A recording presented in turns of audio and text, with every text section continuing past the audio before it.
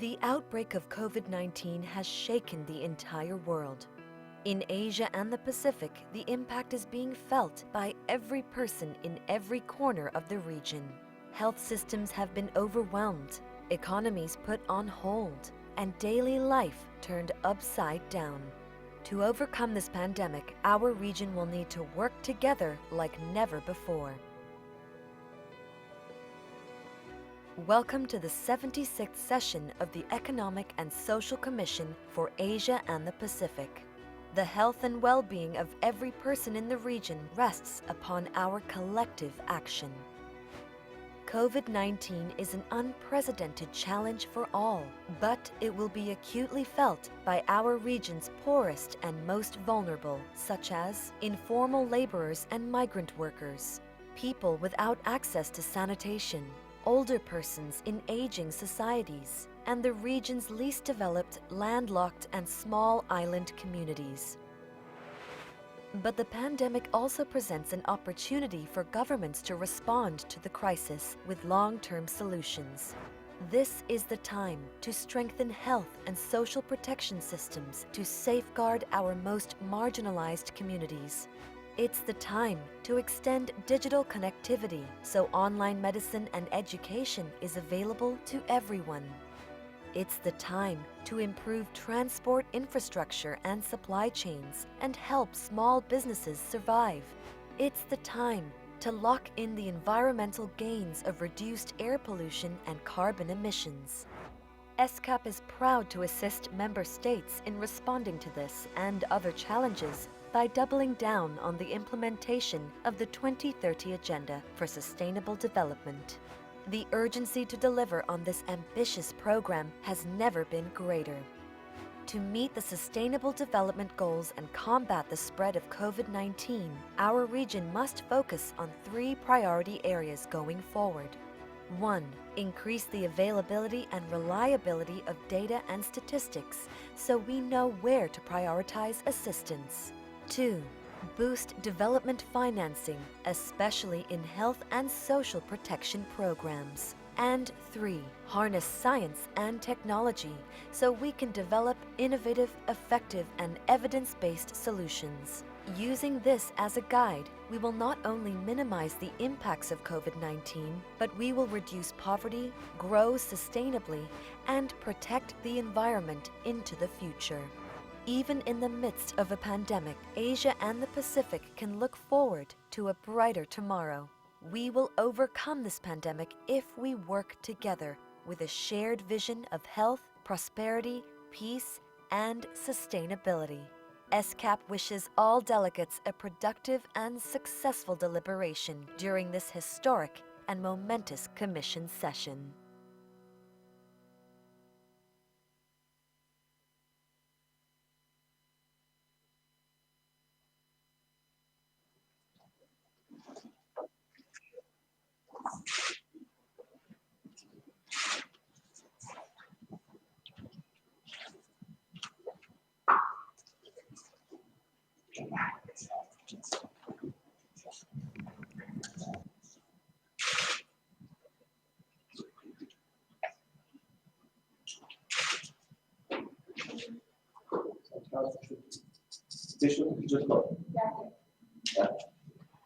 Hello, Madam and Mr. Bana, can you hear me? Can I start? Yes, please, Minister. Please start. Good. Excellencies, Madam Executive Secretary, distinguished delegates, ladies and gentlemen, the meeting is called to order. It is an honor and privilege for me to join you today to preside over the closing of the 75th session of the Commission. This is the first time that we are convening a Commission session in a virtual fashion, necessitated by the challenges brought about by the COVID-19 pandemic. We're using the e-conferencing tool with the remote interpretation. The way virtual meetings are conducted is quite different from the physical meeting that we are all used to. As we enter into uncharted waters, there are bound to be challenges. Before we move ahead with our deliberations, may I call upon the Secretary of the Commission to brief us on how to use the video conferencing platform. Madam Secretary, the floor is yours. Thank you very much, Mr. Chair, and good morning to all the excellencies, ladies and gentlemen who have joined us this morning. Allow me to please add my greetings to everybody participating in the 76th session of the Commission. As the Chair just noted, this is truly a first time for the Commission, and I want to ensure that all delegates, that the Secretariat has made every effort to allow the session to be conducted smoothly and with a minimal amount of hiccups. Now that said, like with all things, especially where technology is involved, we should probably expect some minor interruptions here and there. But we will do our best to address them quickly and unobtrusively. Before we move on, I would like to just take a few minutes to provide a very quick orientation to Kudo, the e-conferencing platform that we are using today. We have already had two orientation sessions for Kudo earlier this week, and I know that many of you have already joined us for those, and some of you also joined us this morning to test out the system. We also sent to everybody a user guide with instructions for using Kudo. But for now, allow me just to focus on the three most important parts of operating Kudo: how to request the floor or microphone, how to select the language to listen to, and how to communicate with us in the Secretariat or with other delegates.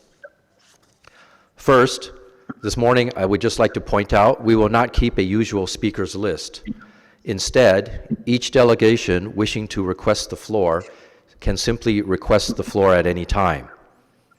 Therefore, as mentioned in the user guide, to request the floor or to request the microphone, please click on the blue Request to Speak button at the bottom right corner of your Kudo page.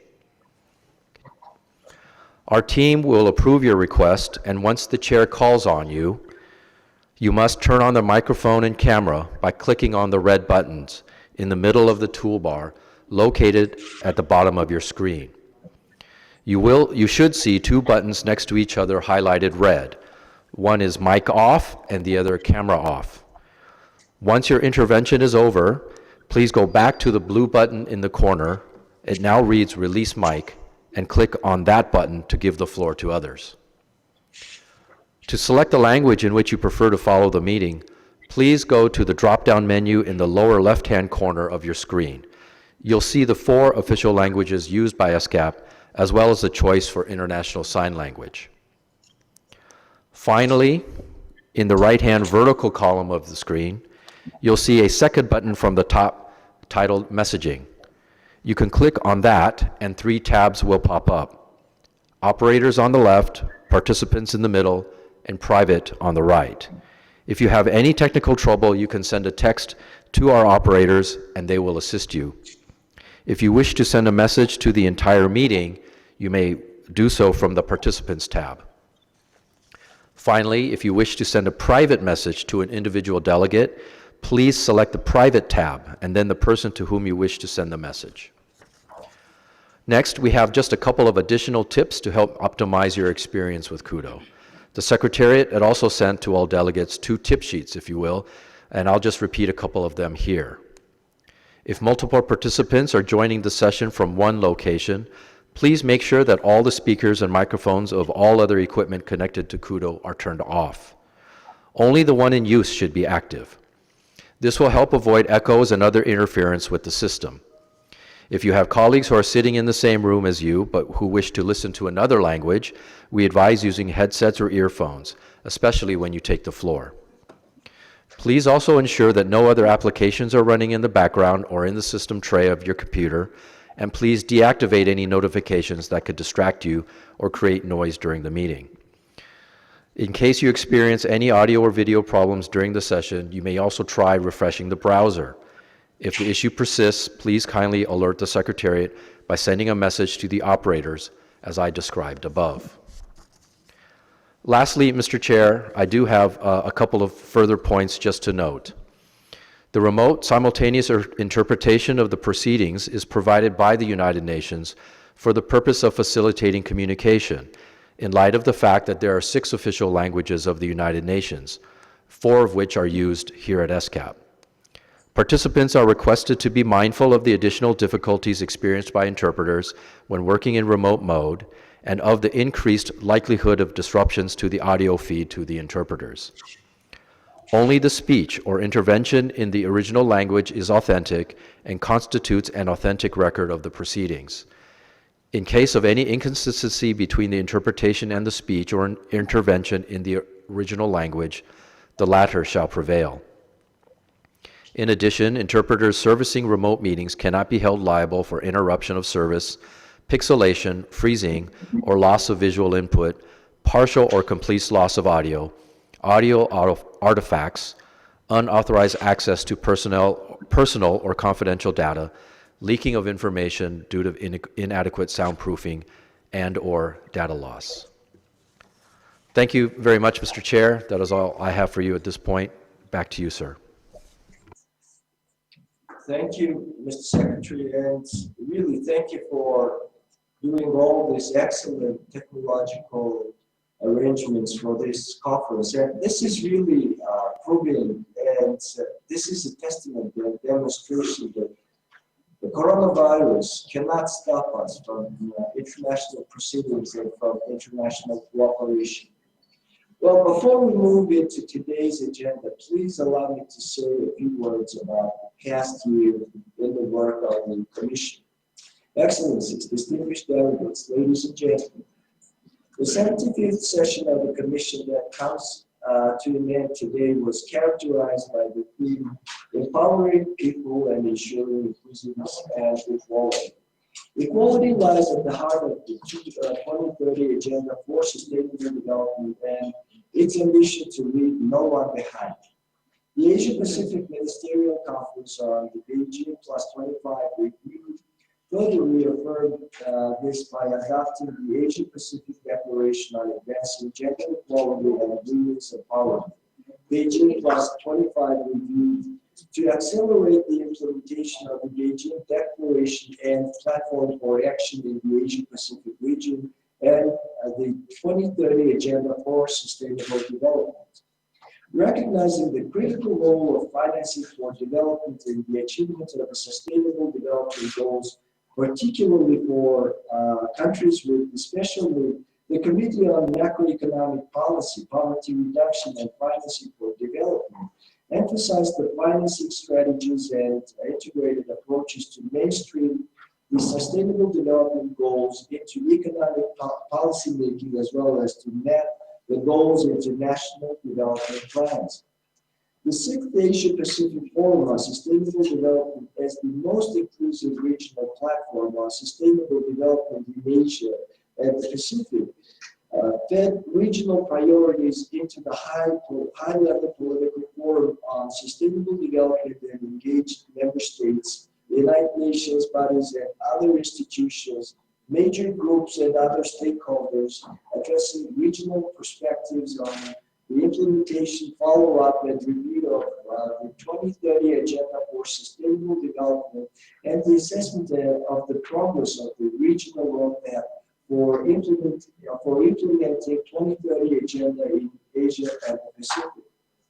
In order to enhance regional connectivity in the region, the Committee on Energy noted various strategies for energy transition and continued its work on a roadmap for energy connectivity in the Asia-Pacific region. To support disaster risk reduction and resilience in the region, the Committee on Disaster Risk Reduction reconfirmed its commitment to support the implementation of the Asia-Pacific Plan of Action on space application for sustainable development and underlined the importance of the findings of the disaster risk scape across Asia-Pacific, pathways for resilience, inclusion, and empowerment. Asia-Pacific Disaster Report 2019 with regard to supporting risk-informed policy decisions of member states. To strengthen the implementation of the regional action framework on civil registration and vital statistics in Asia and the Pacific, the Regional Steering Group for civil registration and vital statistics in Asia and the Pacific highlighted the progress achieved during the CRBS decade. That is just a sample of the work accomplished by the Commission. There remains a lot of work ahead of us. Collective regional action and cooperation are vital to achieve the promise of the 2030 Agenda, particularly with the major disruptions throughout many countries in the region brought about by the COVID-19 pandemic. I have observed a strong commitment by ASCA members to step up their implementation efforts with the support from the Secretary to translate global commitments into transformative regional strategies. The pandemic simply means that we must work together, even more to get back on track and ensure that we are better prepared for the next major crisis. I look to our deliberations this year on the key issue of promoting economic, social, and environmental cooperation on oceans for sustainable development. Building on the theme from last year, we have opportunity to identify concrete measures to ensure that no one is left behind. We also have the opportunity to discuss how we as a region can strengthen our response to the COVID-19 pandemic, but more importantly, how we can ensure that as we recover from this crisis, our countries can build a stronger society to meet these challenges together. I look forward to what I am sure will be a lively discussion on this agenda item. Excellencies, distinguished delegates, ladies and gentlemen, taking this opportunity, I'd like to share briefly my opinion and initiative regarding the COVID-19 pandemic situation. The coronavirus attack is affecting every life and every nation on this earth, regardless of its wealth and power. The COVID-19 crisis compels us to reflect on what we have not thought through well and revisit our values, attitudes, approaches, and actions. In the world confronted by long-standing emerging and re-emerging infectious disease threats, there is an essential need to enhance the WHO's global outreach and role. With this view in mind, I would like to put forward an initiative to establish medical rapid deployment units at the level of regions under the oversight of the WHO. For the world as a whole, I believe this would be a more intelligent and responsible investment for the security of the people, vis-a-vis the conventional practice of creating military rapid deployment units. In the event of an epidemic or pandemic, regardless of the state or administrative boundaries, the medical rapid deployment unit could be deployed in any area where there is an outbreak of a disease with the mission to provide integrated management, guidelines, instructions, and recommendations, and where necessary, it may help setting up quarantine regimes, etc. Also, the medical rapid deployment units may create and manage regional warehouses, supply hubs of medical inventories, stockpiles of clothes, face masks, personal protective equipment on a revolving basis. The medical rapid deployment units would have a register or list of regional doctors and medical personnel to be mobilized in case of an epidemic, which would have regular joint training exercises to ensure their interoperability at times of need. In other words, we reckon that the government expenditure and fiscal priorities should change in favor of medical preparedness.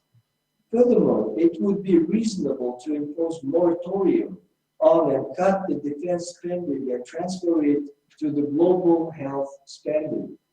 The WHO headquarters is currently reviewing our proposal on medical rapid deployment unit. We hope the regional countries would support this initiative and cooperate with us for its realization. In the meantime, we would like to commend the Chinese initiative to set up a regional bilateral mechanism of medical and health consultations, which we found efficient in overcoming the post-lockdown resumption of economic interaction. We also view that eventually, after COVID-19 pandemic, the WHO should enjoy a much higher standing akin to that of the WTO. Excellencies, as distinguished delegates, it is evident that life after the prolonged coronavirus lockdown would be different from what we used to have before.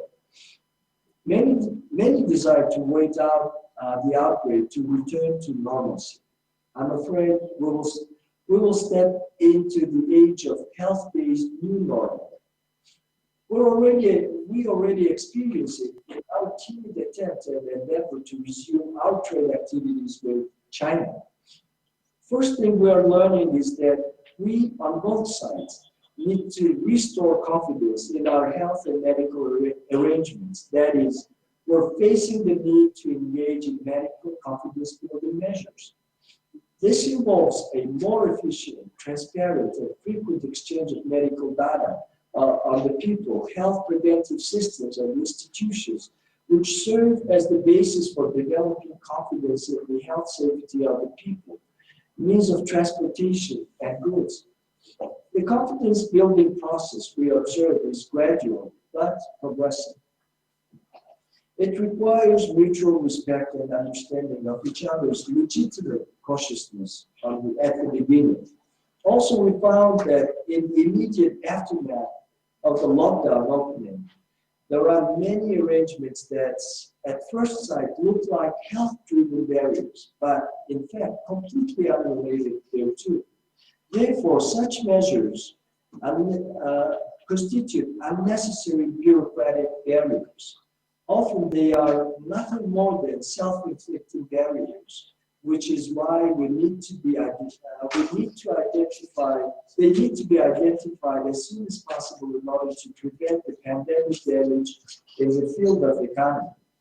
In our region, Mongolia so far has the lowest number of COVID-19 infected people. We have 0 case of in-country virus transmission as well as 0 fatality. The infection is contained within the quarantine and has not penetrated into the community.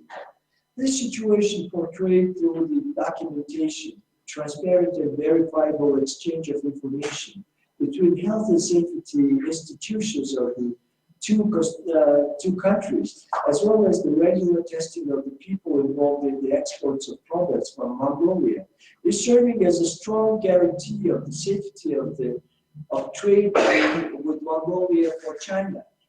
For us as well, the efficiency of the policies and measures taken by the Chinese government in combating the virus, along with the willful exchange of the data as per their health safety policies, has also given us certain confidence to open up our borders for commerce.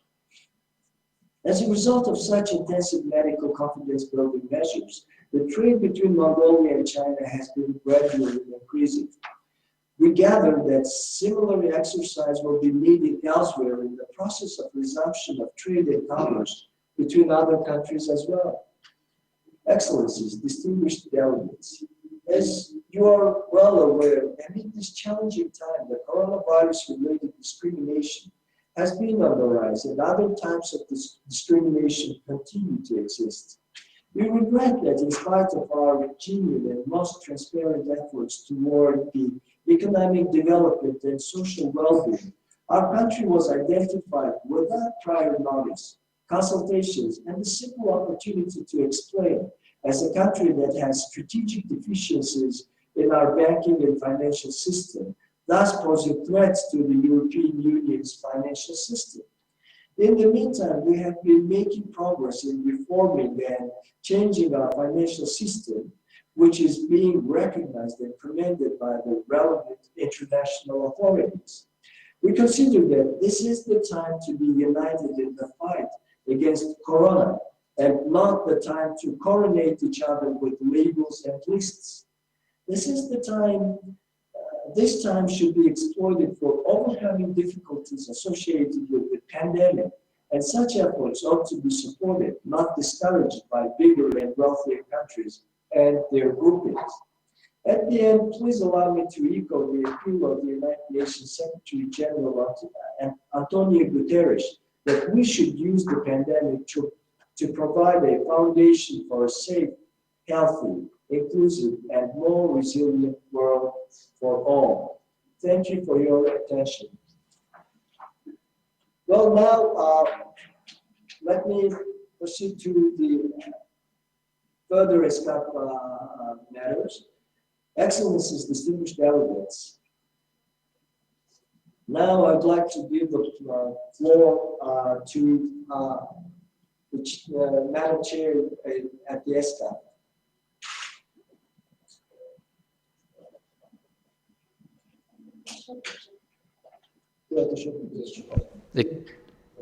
Pardon me, sir. It's the election. Yeah, I'll just then continue. Excellencies, distinguished delegates, it is my pleasure to conduct the election of officers for the 76th session of Economic and Social Commission for Asia and the Pacific. In line with its rules of procedure and usual practice, the Commission will elect from among its members a chair and vice chairs of the session. However, if plenary so decides, the rule may be applied differently today for the 76th session to accommodate the extraordinary circumstances of the COVID-19 pandemic and elect only a chair and one vice chair of the session. Before we proceed to the election of the chair of the 76th session of the Commission, I would like to express my deep appreciation to chair of the informal working group on draft resolution, Ms. Suzila Binti Maud Sidek, permanent representative of Malaysia to ESCA, and the vice chair of the informal working group, Mr. Rambundi Viraputra, deputy permanent representative of Thailand to ESCA, for guiding the deliberations of the informal working group to a successful conclusion. May I now propose that for the chair of the 76th session of the Commission, we elect His Excellency Mr. Mohammed Nazmul Ghanim, Ambassador Extraordinary and Plenipotentiary of Bangladesh, permanent representative of Bangladesh to ESCA. And for Vice Chair of the 76th session of the Commission, may I also propose that we elect Mr. Nadawanta Krishnamra, Director General of the Department of International Organizations of the Ministry of Foreign Affairs of Thailand and permanent representative of Thailand to ESCA. Are there any other nominations for the chair or vice chair of the 66th session of the Commission? Are there any comments on my proposal?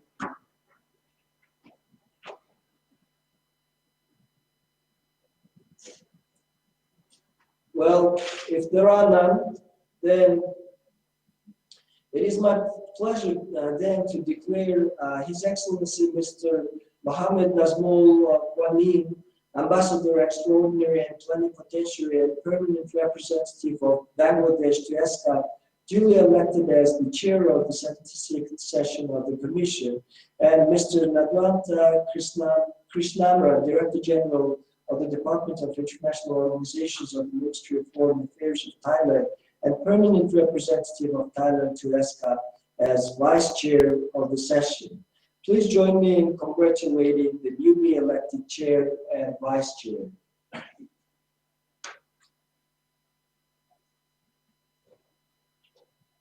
Well, then this decision is approved. Excellencies, distinguished delegates, it is now my honor to invite His Excellency Mr. Mohammed Nazmul Ghanim, the chair of the 76th session, to conduct the meeting from this point forward. The decision is made.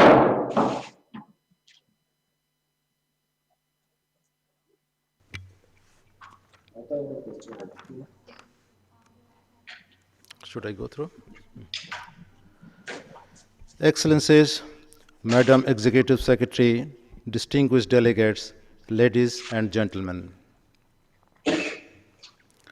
It is my great honor to convey my sincere thanks to the outgoing President, Honorable Foreign Minister of Mongolia, Mr. Damian Tosbata, for successfully steering as President of the 76th session of the Commission.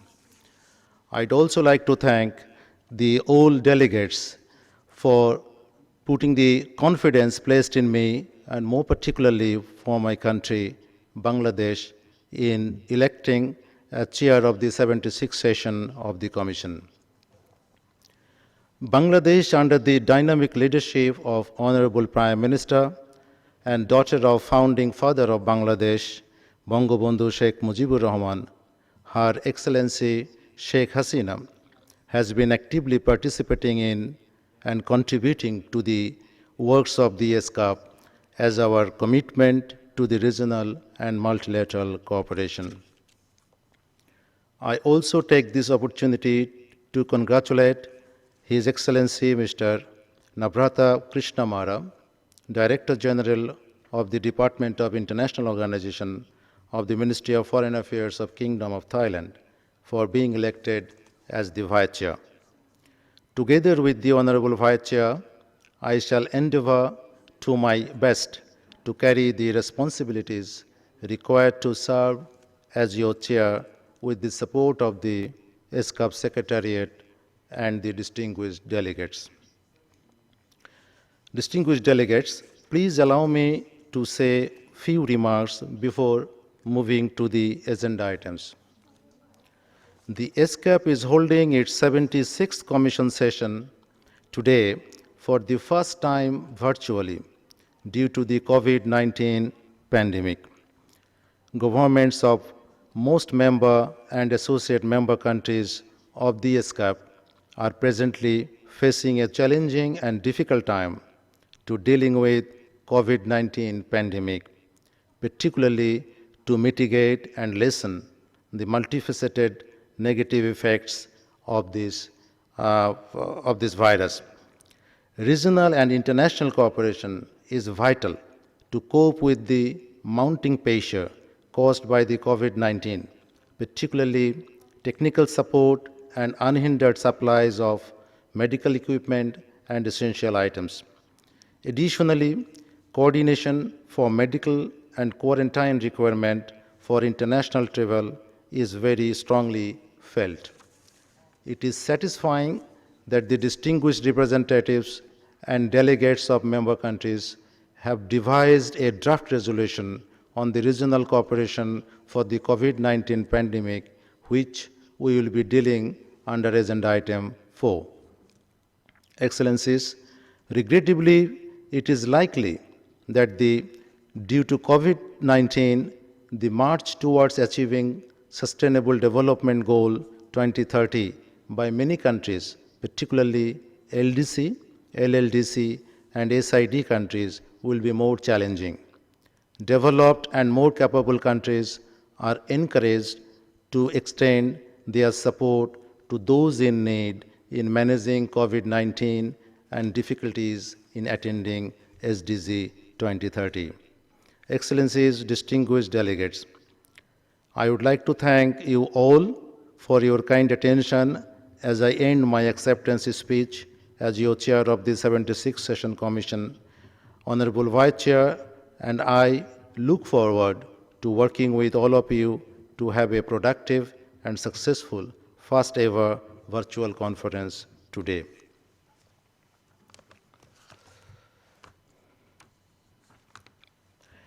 Excellencies, distinguished delegates, we will now move to agenda item 1C, adoption of the agenda. The provisional agenda item for the 76th session of the Commission is contained in document SCAP/76/L1/Rev1. Does any delegate have any comments on this agenda?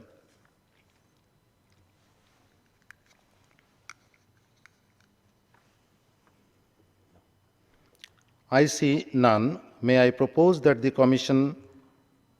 provisional agenda as contained in document SCAP/76/L1 be adopted. So the agenda is adopted.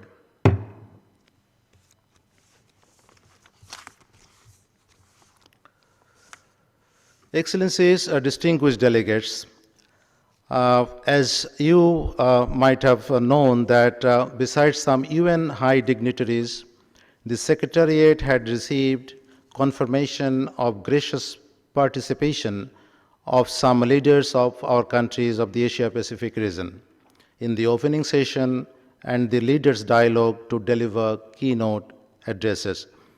Because of virtual holding of the conference, the Secretariat has now received some of their video messages, which will now be shown as part of the deliberation of the 76th Commission session. The first video that I would request to the Secretariat of that of Vice President of the Economic and Social Council, His Excellency Ambassador Umar Helali of Morocco. May I invite the conference room officer to play the video. Excellencies, colleagues, ladies and gentlemen, let me express my sincere wishes that everyone is safe in this global humanitarian crisis.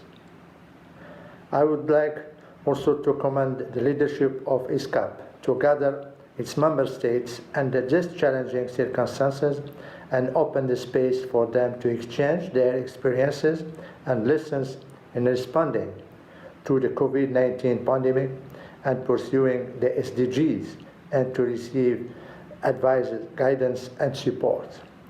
I'm honored to have been invited to address the session as the Vice President of the Economic and Social Council at its 2020 session. Excellencies, you are addressing the theme on promoting economic, social, and environmental cooperation on notions for sustainable development.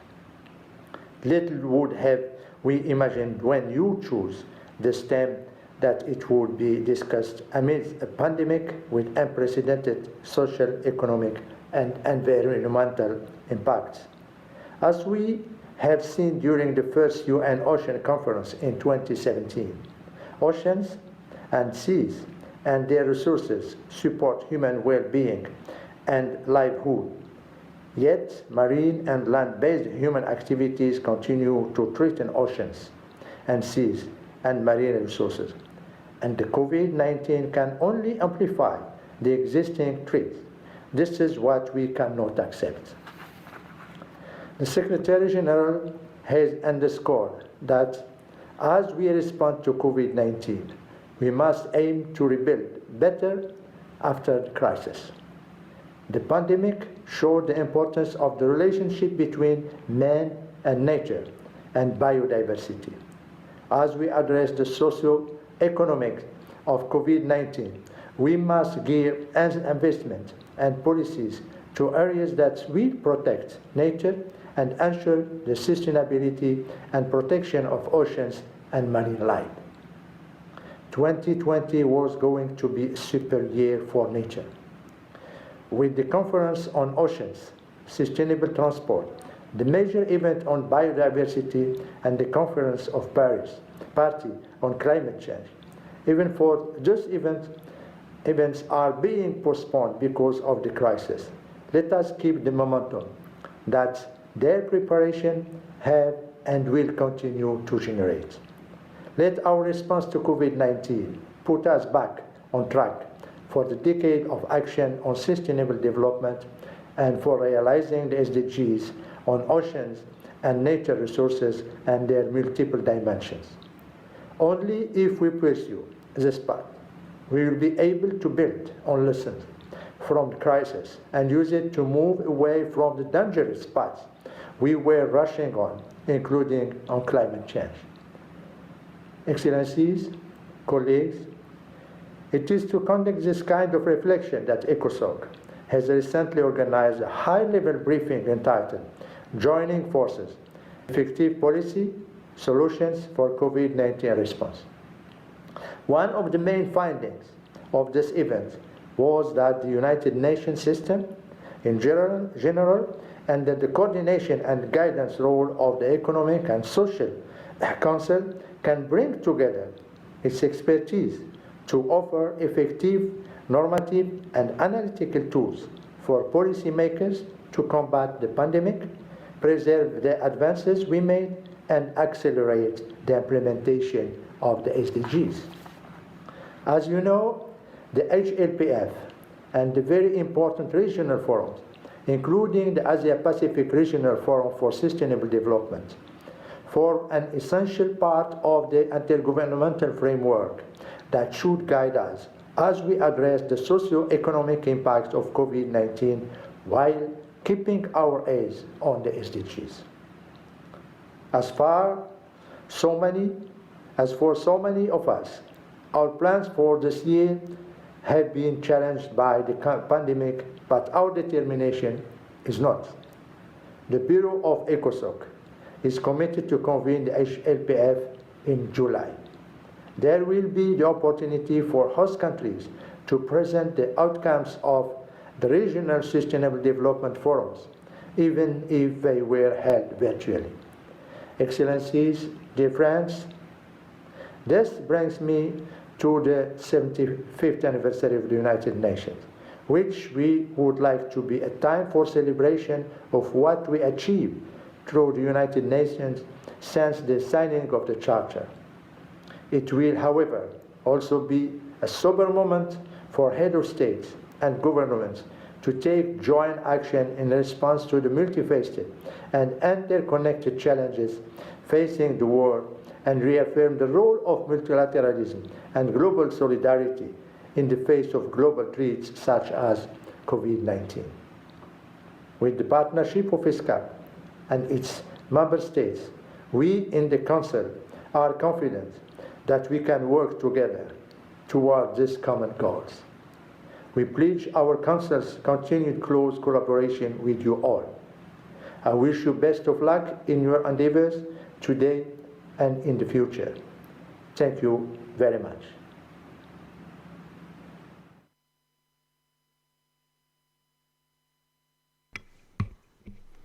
Excellencies, distinguished delegates, the Secretary General, His Excellency Mr. Antonio Guterres, has recorded a video message for the occasion of the Commission session. May I invite the conference room officer to play the video. My greetings to all those gathered for the 76th session of the Economic and Social Commission for Asia and the Pacific. You come together as our world faces the greatest test in generations, the COVID-19 pandemic. Many people and communities are suffering, both from the disease and from economic and social losses.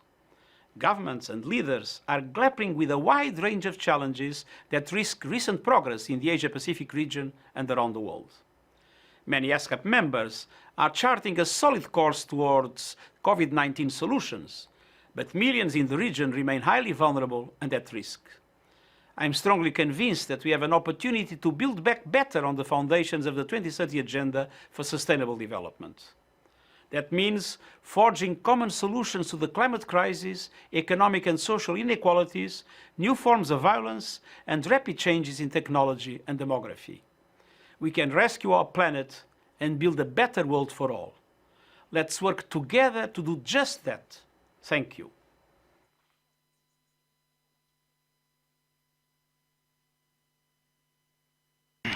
Thank you. Excellencies, distinguished delegates.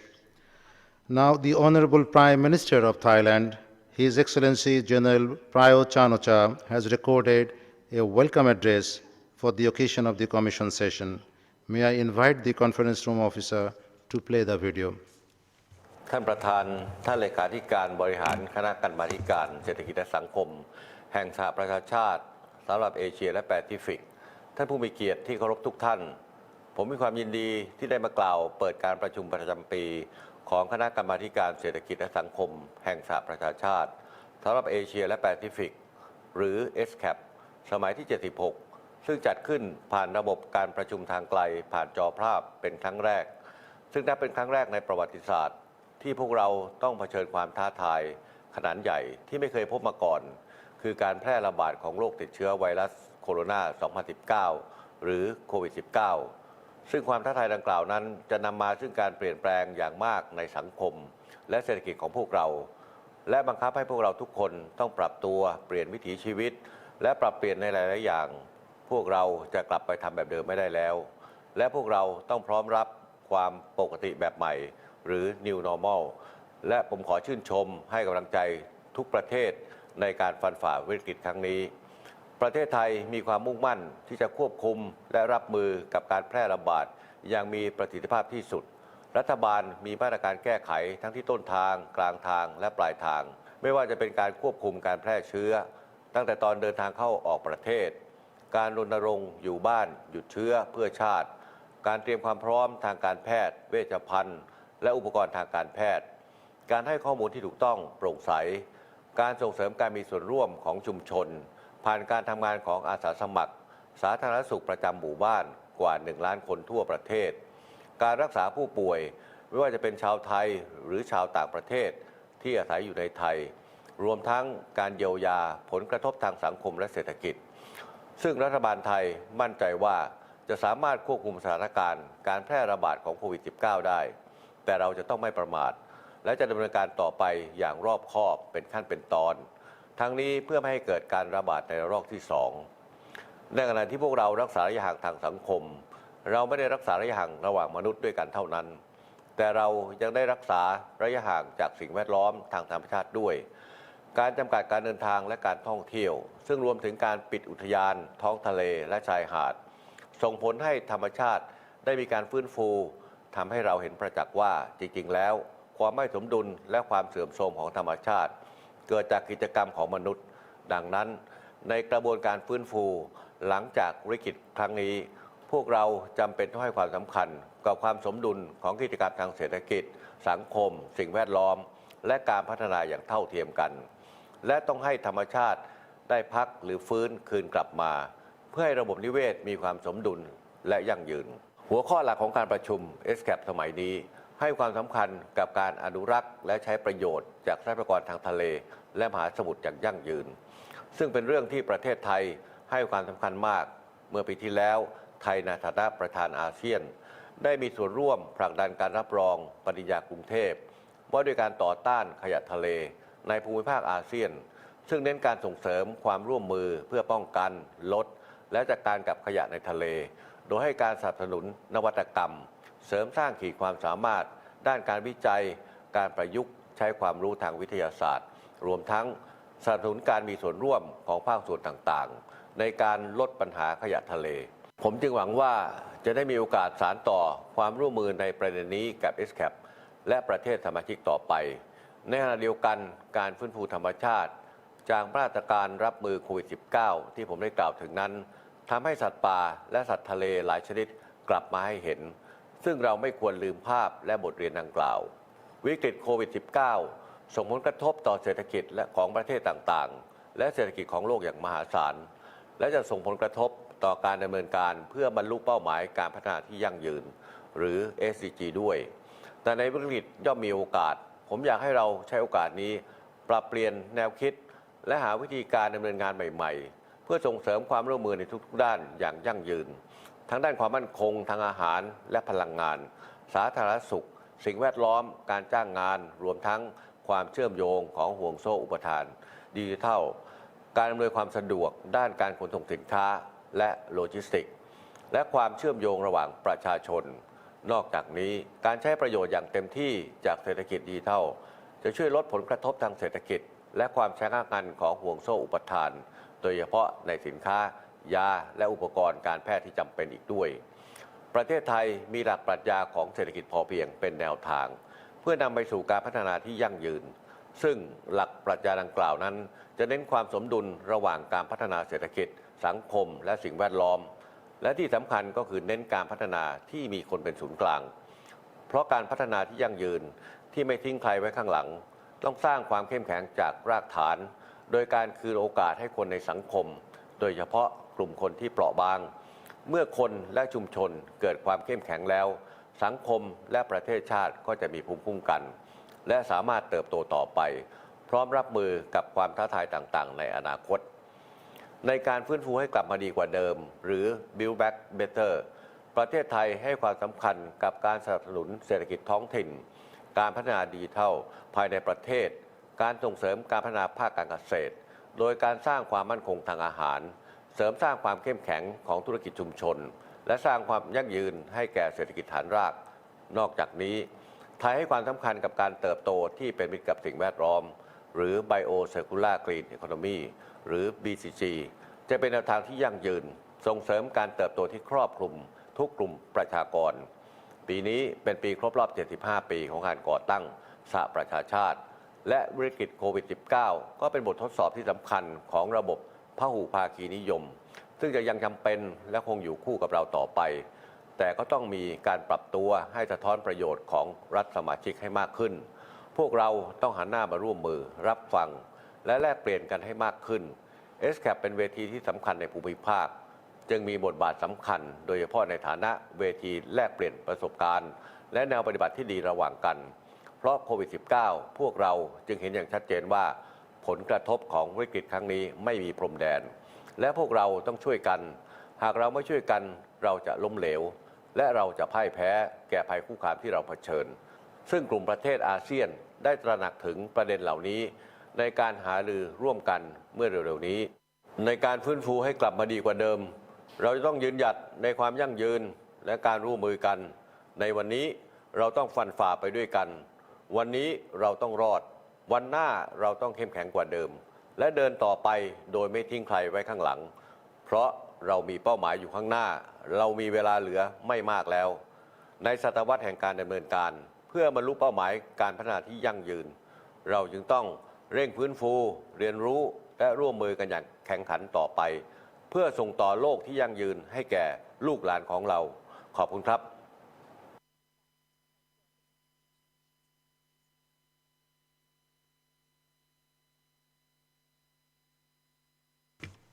Excellencies, distinguished delegates, it is now my pleasure to invite Madam Executive Secretary Mrs. Armida Shalsali Jabana to deliver her welcome and policy statement. Madam Executive Secretary. Honorable Chair, Excellencies, distinguished delegates, welcome to the 76th session of the United Nations Economic and Social Commission for Asia and the Pacific. It is indeed a privilege for me to be able to greet all of you from across our region. We are going through challenging times as the COVID-19 pandemic impacts people's health, strains our economies, and shapes on our societies. These times call for our compassion. While many are suffering directly from the pandemic, loss of family and friends deepens the pain for others. Many have lost jobs and face poverty as savings dwindle.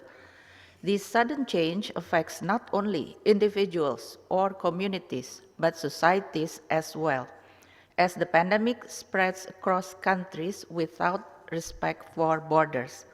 This socio-economic uncertainty has drawn our attention to the importance of public health infrastructure and social protection. It has also forced us to consider how these programs and stimulus measures can be financed. And it has called attention to the criticality of data and information management to formulate evidence-based policies. The pandemic has accelerated some structural changes, such as digitalization, that was already underway as it affects the way us work, study, and lead our lives. Given this rapidly changing environment, we must rise to the challenge so that we can maintain the progress we have attained in the years to come. Excellencies, distinguished delegates, as decided by member states last year, the theme of this year's Commission is promoting economic, social, and environmental cooperation on oceans for sustainable development. The study, Changing Sails, Accelerating Regional Action for Sustainable Ocean in Asia and Pacific, highlights the importance of the health and sustainability of ocean in the context of the 2030 Agenda for Sustainable Development. The theme study calls for regional cooperation in data and statistics, maritime connectivity, sustainable fisheries, and marine plastic pollution. I look forward to listening to your deliberations on this theme. In this connection, I am pleased to inform you that Portugal and Kenya, the co-hosts of the next United Nations Oceans Conference, have confirmed the convening of this global event at a later date. Your conclusions from our discussion today will therefore be received and considered at the conference. Let me now reflect on some of our recent work delivered through our intergovernmental platform, policy research and analysis, and capacity development that remain relevant and especially timely at this juncture. Excellencies, distinguished delegates, may I highlight several recommendations made by committees that met last year after the 75th Commission session. Recognizing the needs to align integrated national financing framework and to identify mobilization of additional sources of financing, the Committee on Macroeconomic Policy, Poverty Reduction and Financing for Development requested the Secretariat to facilitate regional cooperation on innovative finance to achieve the Sustainable Development Goal. We are also taking forward our assistance to Member States on enhancing the access to finance available to micro, small, and medium-sized enterprises with a focus on women entrepreneurs through relevant information technology and financial technology solutions. Similarly, the Committee on Energy also welcomed the continued work of the expert working group on energy connectivity and a draft regional roadmap on power system connectivity and promoting cross-border electricity connectivity for sustainable development. The Committee on Disaster Risk Reduction recognized the work of the Regional Cooperative Mechanism for Drought Monitoring and Early Warning and its service nodes in the region. The committee recommended to scale up space application for disaster risk reduction resilience to support high disaster risk, low capacity countries. As many of us adopt a different way of life, the 7th Asia-Pacific Urban Forum met in Penang, Malaysia in October last year, stressed the need for sustainable planning to build resilience and encourage low-carbon development. We are also facilitating the transition to finance solutions, including through development capacities to implement public-private partnership. We noted that smart cities, enabled by new technologies, could lead to green jobs and better people-centered development if the digital divide could be further narrowed. Social distancing only adds another wrinkle to this complex discussion. At the Asia-Pacific Ministerial Conference on the Beijing Plus 25 review, I noted the criticality of region's commitment to action on gender equality and women's empowerment. With intensification of priority actions towards realizing women's economic empowerment, improvement of access to formal economy is an important measure to ensure equal opportunities for education, jobs, and financial inclusion. The rise in unemployment therefore only brings this issue back to the forefront. In this regard, ESCAP's regional program on catalyzing women's entrepreneurship is an important step forward. As we adapt to the new normal, we need to consider how to apply these recommendations to our now different world. We will ensure that our interventions complement national and sub-regional efforts to implement the 2030 Agenda for Sustainable Development, where economic growth is intertwined with social inclusion and environmental sustainability. This applies not only to our work in the least developed countries, landlocked developing countries, and small island developing states, but also to our efforts in our middle income and developed member states as well. Excellencies, distinguished delegates, as the United Nations development system undergoes a regional reform, ESCAP has increasingly placed emphasis on strengthening partnership. Under the revamped regional architecture, ESCAP will strengthen policy coordination and joint programming with the UN agencies, funds, and programs through issue-based coalition on climate change mitigation, resilience, inclusion and empowerment, gender and human rights, and human mobility and urbanization. We have also strengthened our collaboration with sub-regional organizations, private sector, think tanks, academia, and civil society. We recently co-organized the high-level policy dialogue on building a resilient ASEAN in the aftermath of COVID-19, jointly with the ASEAN Secretariat. Another dialogue on enhancing complementarities between the ASEAN Vision 2025 and the UN 2030 Agenda for Sustainable Development will take place in June, in line with the outcomes of the 10th ASEAN-UN Summit in November last year, under the chairship of Thailand. In the Pacific, ESCAP has likewise worked with sub-regional mechanisms to promote multi-hazard risk assessment and early warning in line with the Samoa pathway. These are a few examples among many. Excellencies, distinguished delegates, no society and country, small or large, developed or developing, can escape from the unfolding devastation caused by the COVID-19 pandemic. Country after country have experienced a dramatic fall in economic growth and jobs, to be followed by a new normal of low demand, constrained trade, and reduced human mobility. When addressing this health crisis, countries face an unprecedented dilemma: the need to balance measures to contain the pandemic against those for socio-economic recovery. And in order to support countries in building back better, refocus of our work is necessary.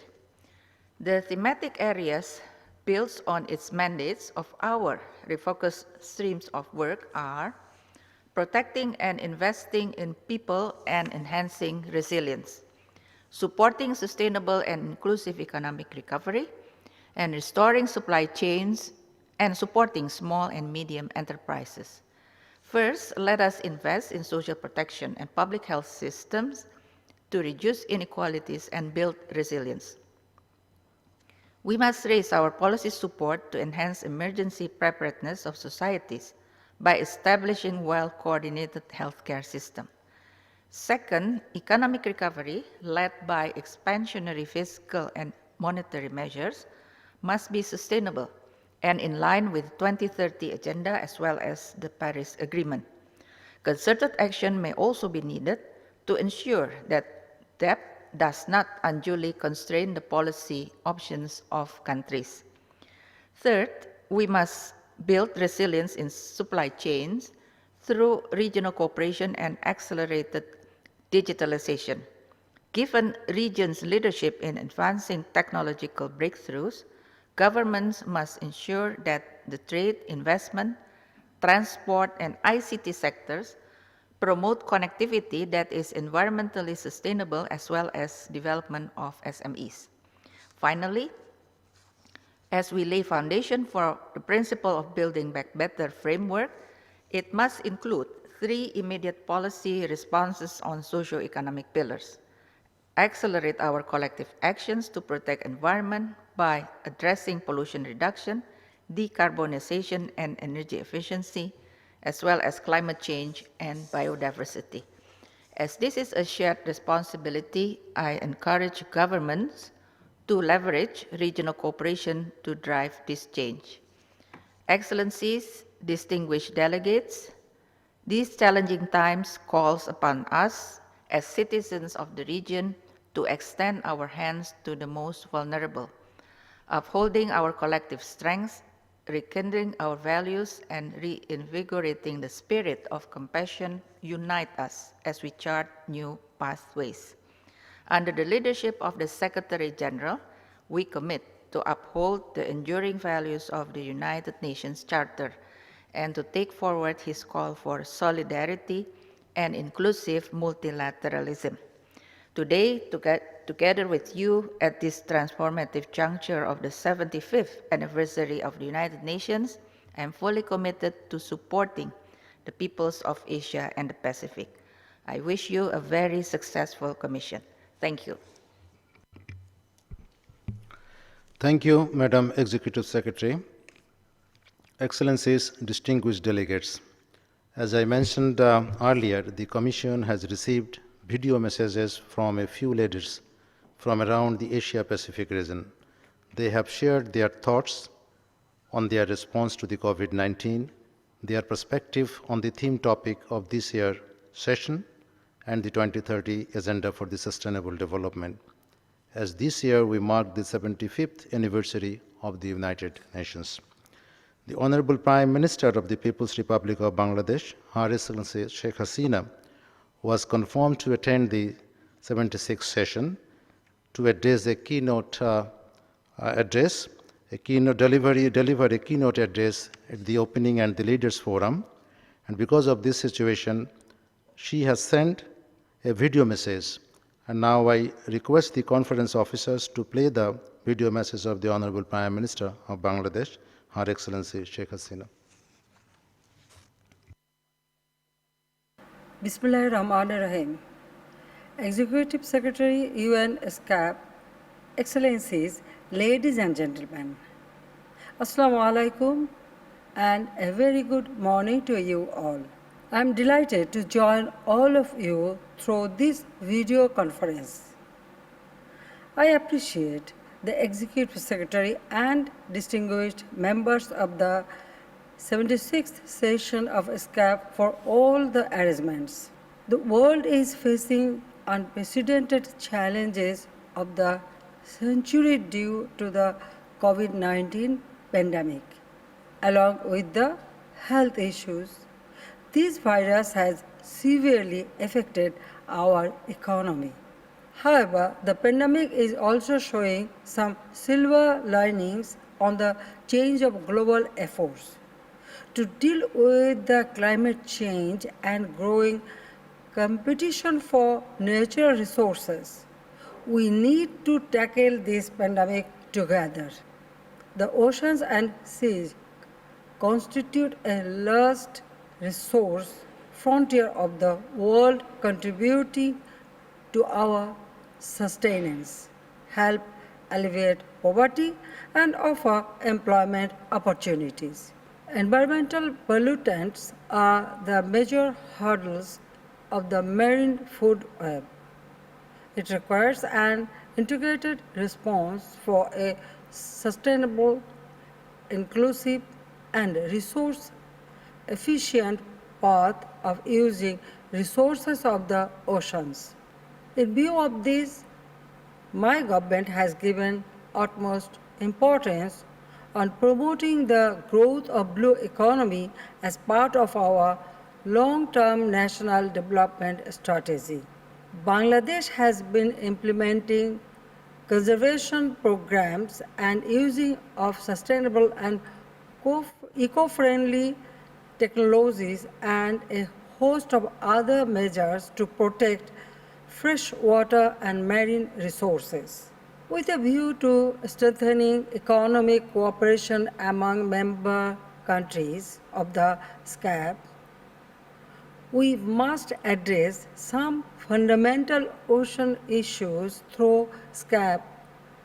These are, number one, we need enhanced support for capacity building through sharing of knowledge, expertise, and transfer of technology from advanced countries on blue economy. Number two, need joint research on fisheries development with a view to increasing regional fish production and establishing common platform network in deterring, combating, and eliminating illegal, unreported, and unregulated fishing. Number three, initiate mapping and management of resource identification and critical coastal habitat and biodiversity protection. I thank you all.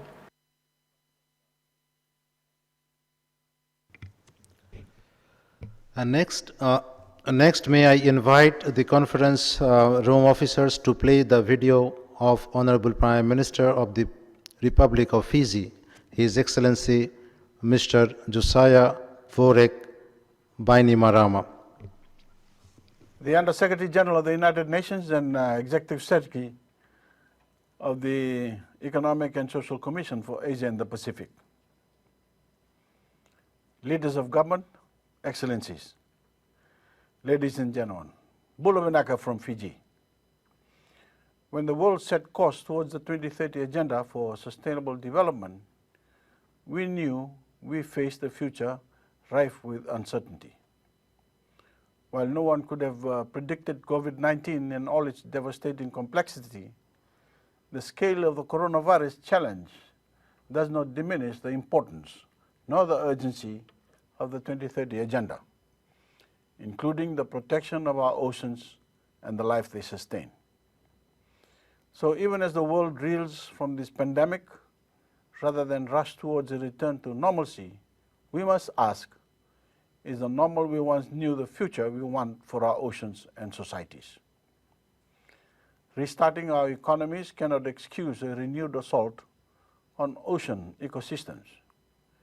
We cannot risk returning to overfishing, to unprotected oceans, to carbon-intensive shipping, and to the extinction of our reefs. Instead, we must heed this deadly virus' humbling reminder to the leaders of the world that we must respect the science or risk disastrous consequences. With so many vast unknowns and potentially life-changing discoveries hidden in the depths of the sea, the degradation of our oceans irrefutably diminishes the potential of humankind. And you certainly don't need to be a marine biologist to see how vital the health of our oceans is for the food security and livelihoods of billions. That is why, even as we await a more cohesive international response and planned recovery from COVID-19, Fiji continues to uphold oceans at the heart of sustainable development. As I speak, Fijians are making submissions to our National Oceans Policy, which paves the way towards 100% management of our exclusive economic zone, with up to 30% as marine protected areas. We've called for a 10-year moratorium on deep-sea bed mining. We're leveraging traditional knowledge to preserve oceanic ecosystems. We're building partnerships to field more Pacific experts in ocean science. And we're using the slowdown in maritime shipping as a chance to modernize our aging fleet of ships to meet our fossil fuel reduction targets under the Pacific Blue Shipping Partnership. Considering the colossal levels of carbon our oceans suck from the atmosphere, Pacific Island countries should already be considered net negative carbon emitters. But while our personal culpability for this crisis is slight, we bear the brunt of its consequences. We are boldly pursuing big blue ideas, not only for ourselves, but to inspire action on a global scale. Because only when other higher emitting nations follow in our footsteps can we create a wave of momentum we so badly need to save our oceans, the life they harbor, and the economies they uphold. And thank you.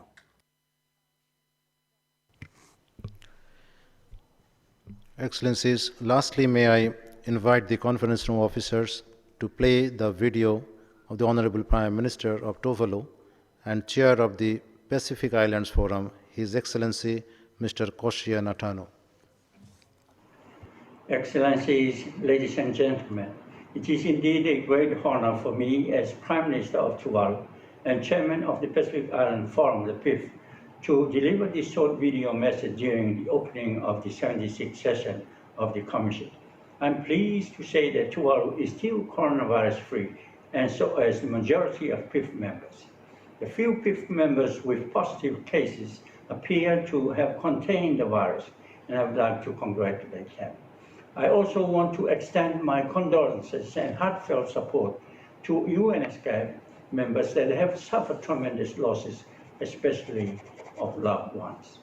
Tropical cyclone Harold, which hit the Pacific a few weeks ago, has added to the devastation in Vanuatu, Fiji, and Tonga, reminding us of the terrible consequences when pandemics coincide with the climate crisis. As a One Blue Pacific family, PIF foreign ministers have a virtual conference and agreed to invoke the Pekatawa Declaration and take a regional approach to COVID-19. This has allowed to the establishment of the Pacific humanitarian pathways that facilitates the swift and effective delivery of the required medical supplies, equipment, and personnel to our members. Excellencies and distinguished delegates, global and regional crises of this kind remind us of the importance of collective efforts and of giving a helping hand to others. It is what we call in Tuvalu the Faripiri concept, a global house of close proximity in which inhabitants live harmoniously together and share and care for each other.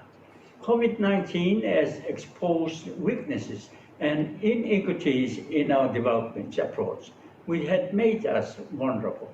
It has also reaffirmed the 2030 Agenda and the Paris Agreement as essential global commitments to strengthen and enhance resilience.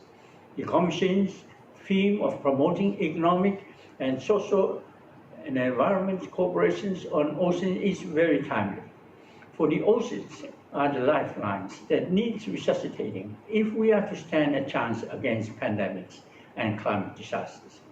Tuvalu is one of the least connected to shipping and trade routes in the world and is also highly reliant on fisheries. Tourism and seaborne trade are key economic lifelines for many of our small economies around the Pacific, including Fiji, Palau, Vanuatu, Cook Islands, and others. The ocean also provides vital contributions to livelihoods, well-being, culture, and identity for thousands of coastal and island communities. Vanuatu, the next chair of the Pacific Island Forum, has already expressed the wish to focus on the well-being of people and the role cultures can play in designing and implementing inclusive and sustainable strategies. The oceans provide ecosystem services that maintain the balance necessary for the survival of our species, and the theme study highlights 4 areas for urgent actions: improving ocean data and knowledge, inclusive and green shipping, arresting the decline in fish stocks, and addressing marine plastic pollution. The Pacific has regional organizations and policy frameworks in each of these 4 areas of action, and they are well aligned with existing international conventions, frameworks, norms, and standards for overall protection and sustainable use of the oceans. Our collective approach under the Pacific Roadmap for Sustainable Development is already linked to the Asia-Pacific Forum for Sustainable Development, and the Commission, including through the work of the SGAP office in Fiji. We should strengthen these links in utilizing the additional space provided through the Asia-Pacific Day for Oceans and others. Our commitment to the theme of the Commission is born out of the belief that multilateralism and regional cooperation remains the best way of addressing our common crisis of pandemics and climate. Excellencies and distinguished delegates, I would like to conclude by extending to you all my best wishes in your deliberation during the 76th session. Thank you. Tuvalu Motedu.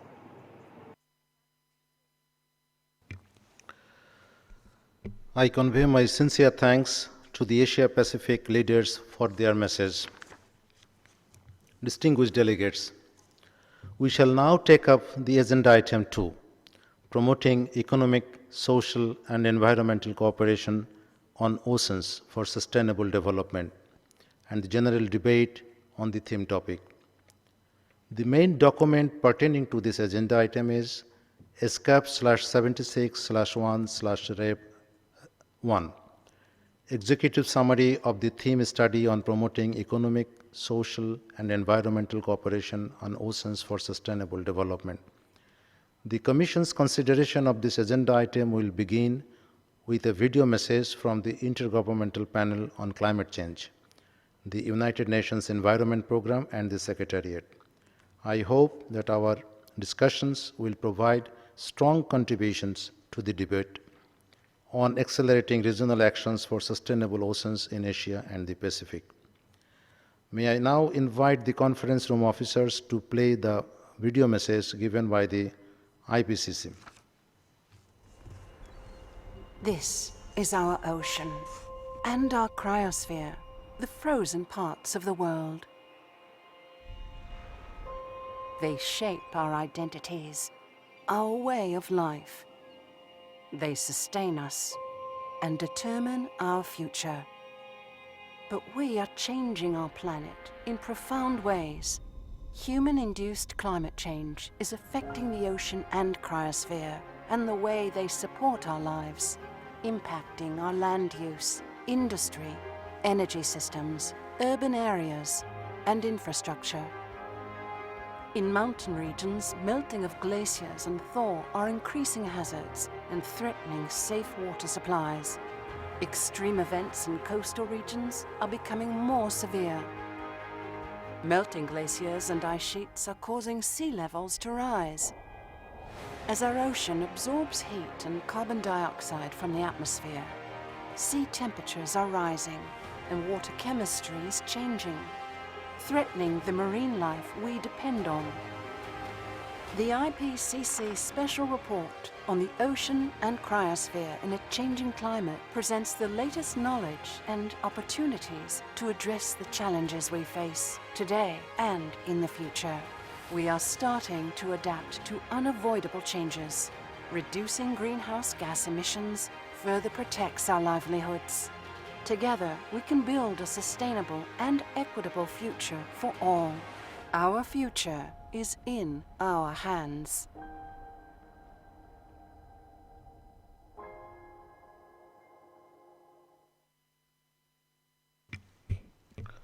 Next, may I invite the conference room officer to play the video from the Executive Director of the United Nations Environment Programme, Mrs. Inger Anderson. Allow me first to thank you for the opportunity to speak at the 76th session of the Economic and Social Commission for Asia and the Pacific. We are indeed living in extraordinary times, and let me begin by expressing solidarity with the people and the countries of the region as the region fights and unites together to fight the COVID-19 pandemic.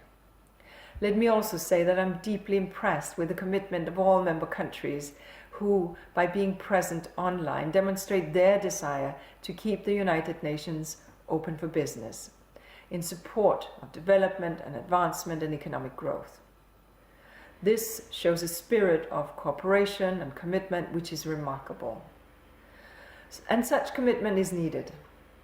As the Secretary General has made very clear, in this time during which humans have been in isolation and in lockdown, climate change has not paused.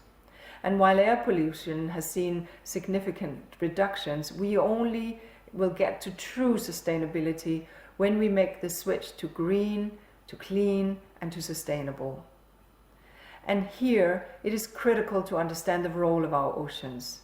As we emit carbon into the atmosphere, the chemistry changes. As we fail to reduce our carbon emissions, as we reduce the ability of the terrestrial surface and biodiversity and tropical forest to take up those carbon emissions, the oceans will do the job for us. The ocean will increase their carbon loads and thus become uninhabitable for many species and habitats. And with global warming, we're further impacting the oceans through rising warming in the oceans. But 3 billion people depend on the oceans for their livelihoods and their protein. And our oceans are the world's largest carbon sinks, absorbing up to 30% of human-generated carbon dioxide. But we are all here virtually today because we know that our oceans are under threat. And that means that human life is under threat. We've treated the oceans as a dump, as a site for dumping for much too long. Waste, Pollution, acidification, eutrophication are destroying our coastal waters. One impact is that the fisheries sector today generates around $50 billion less than what it could had we not had these negative impacts. And rising sea levels will also impact the exclusive economic zones, as well as the coastal infrastructure, obviously. And in the extreme, as we well know in this region, countries could even be said to disappear. International cooperation is vital, and the Asia-Pacific has so much success in this area. The Northwest Pacific Action Plan, the coordinating body of the Seas of East Asia, our partnership with the Pacific Regional Environment Program, and other collaborators are helping fight plastic pollution, conserve biodiversity, and raise the voice for our oceans. UNEP's regional seas and chemical and waste conventions provide a crucial platform for cooperation and sustainable development of the oceans. In these difficult times, we have seen Asia-Pacific region extend tremendous solidarity in a spirit of cooperation. Our oceans require that kind of cooperation more than ever before. Oceans are central to ensuring that we build back better than before. We know how important the ocean is, and we know how we can come together to protect it. I look forward to learning about the outcomes of this important deliberation that you have underway now, and rest assured that we at the United Nations Environment Programme stand ready to support you. Thank you. Thank you. As we are listening the video message of the IPCC and the Executive Director of the UNEP, as many of you might be aware that from yesterday, the coastal districts of Bangladesh and the West Bengal of India are heavily hit by the cyclone Amphan, and that have caused heavy rains and the tidal surge up to 9 feet, and millions of people have been moved to the shelters, and they are now in desperate needs of their livelihood and to save their life. The governments of Bangladesh and India are doing their best to save their lives. Just I wanted to make this announcement to highlight the effect of this environment and the disasters, and that all of our countries need to do work together to face this kind of consequences in future. Now, I would like to request the Secretariat to show the video of the ESCAP Secretariat. Thank you. While Asia and the Pacific face an unprecedented moment, our region cannot lose sight of its long-term goals. At this 76th session of the Economic and Social Commission for Asia and the Pacific, we will also focus on another priority area, our oceans. Specifically, delegates will deliberate on this theme, promoting economic, social and environmental cooperation on oceans for sustainable development. At least 200 million people in Asia and the Pacific depend on oceans for their livelihood. Oceans are fundamental to economic development and also bring harmony between people and the planet. But overfishing, maritime shipping, and a crisis of pollution is putting this essential shared resource at risk. Conserving the oceans is Sustainable Development Goal number 14. And to deliver on this promise, we need to accelerate action. Going forward, we must promote sustainable fishing, improve maritime connectivity, reduce pollution and plastic waste, and broaden access to ocean statistics and data. Getting this process right is fundamental to achieving the entire 2030 Agenda for Sustainable Development. If we succeed in delivering SDG number 14, there will be a multiplier effect upon the success of other SDGs.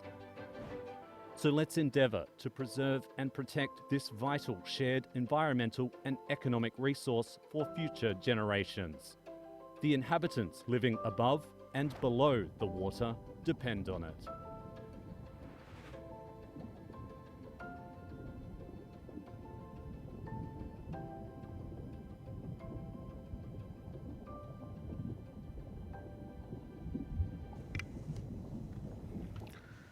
Now it is my pleasure to invite the Madam Executive Secretary to introduce the theme study. Madam Executive Secretary.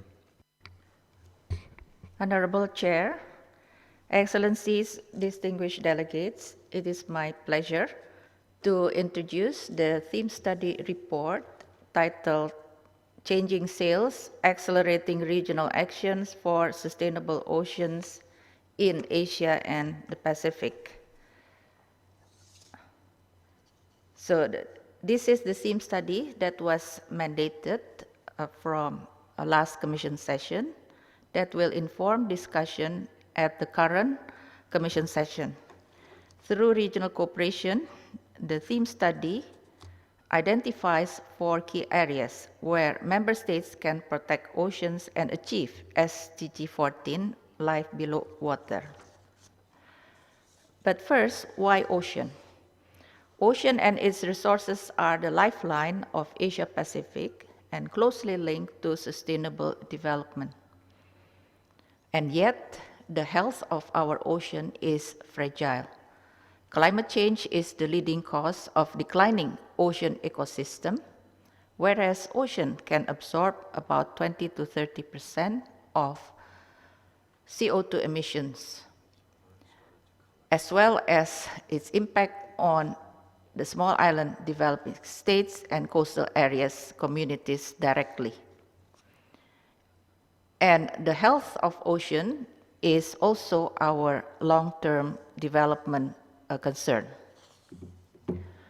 The 4 key issues that are highlighted in the report, again on data and statistics, maritime shipping, fisheries, and marine pollution. On data and statistics, the state of ocean data. Data are available for only 2 of the 10 targets of SDG 14, which are on marine pollution and on conservation of coastal areas. Whereas significant knowledge gaps remain in ocean acidification, fisheries and fishing-related activities, and and also economic benefits to small island developing states and the least developed countries. For those data which are available on marine pollution and conservation of coastal areas, the data shows that we need to accelerate progress to achieve the targeted SDG goals by 2030. Ocean health is showing decline both in the exclusive economic zones and the high seas. So therefore, a stronger push is needed for investing in oceans data. In this regard, strengthening the use of the so-called system of environmental economic accounting and the accompanying experimental ecosystem accounting to support biodiversity policies are urgently needed. There are ample opportunities to regional cooperation in enhancing ocean data and statistics.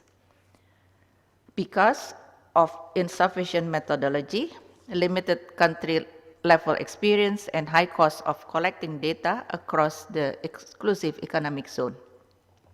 And countries that need the data most are also countries that have the least data available for them.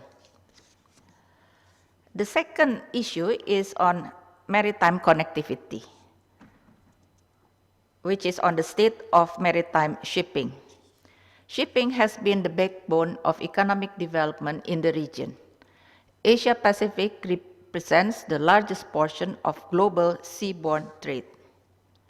And yet some subregions, including the small island developed states, the Pacific, have experienced low level of connectivity due to remoteness and lack of economies of scale.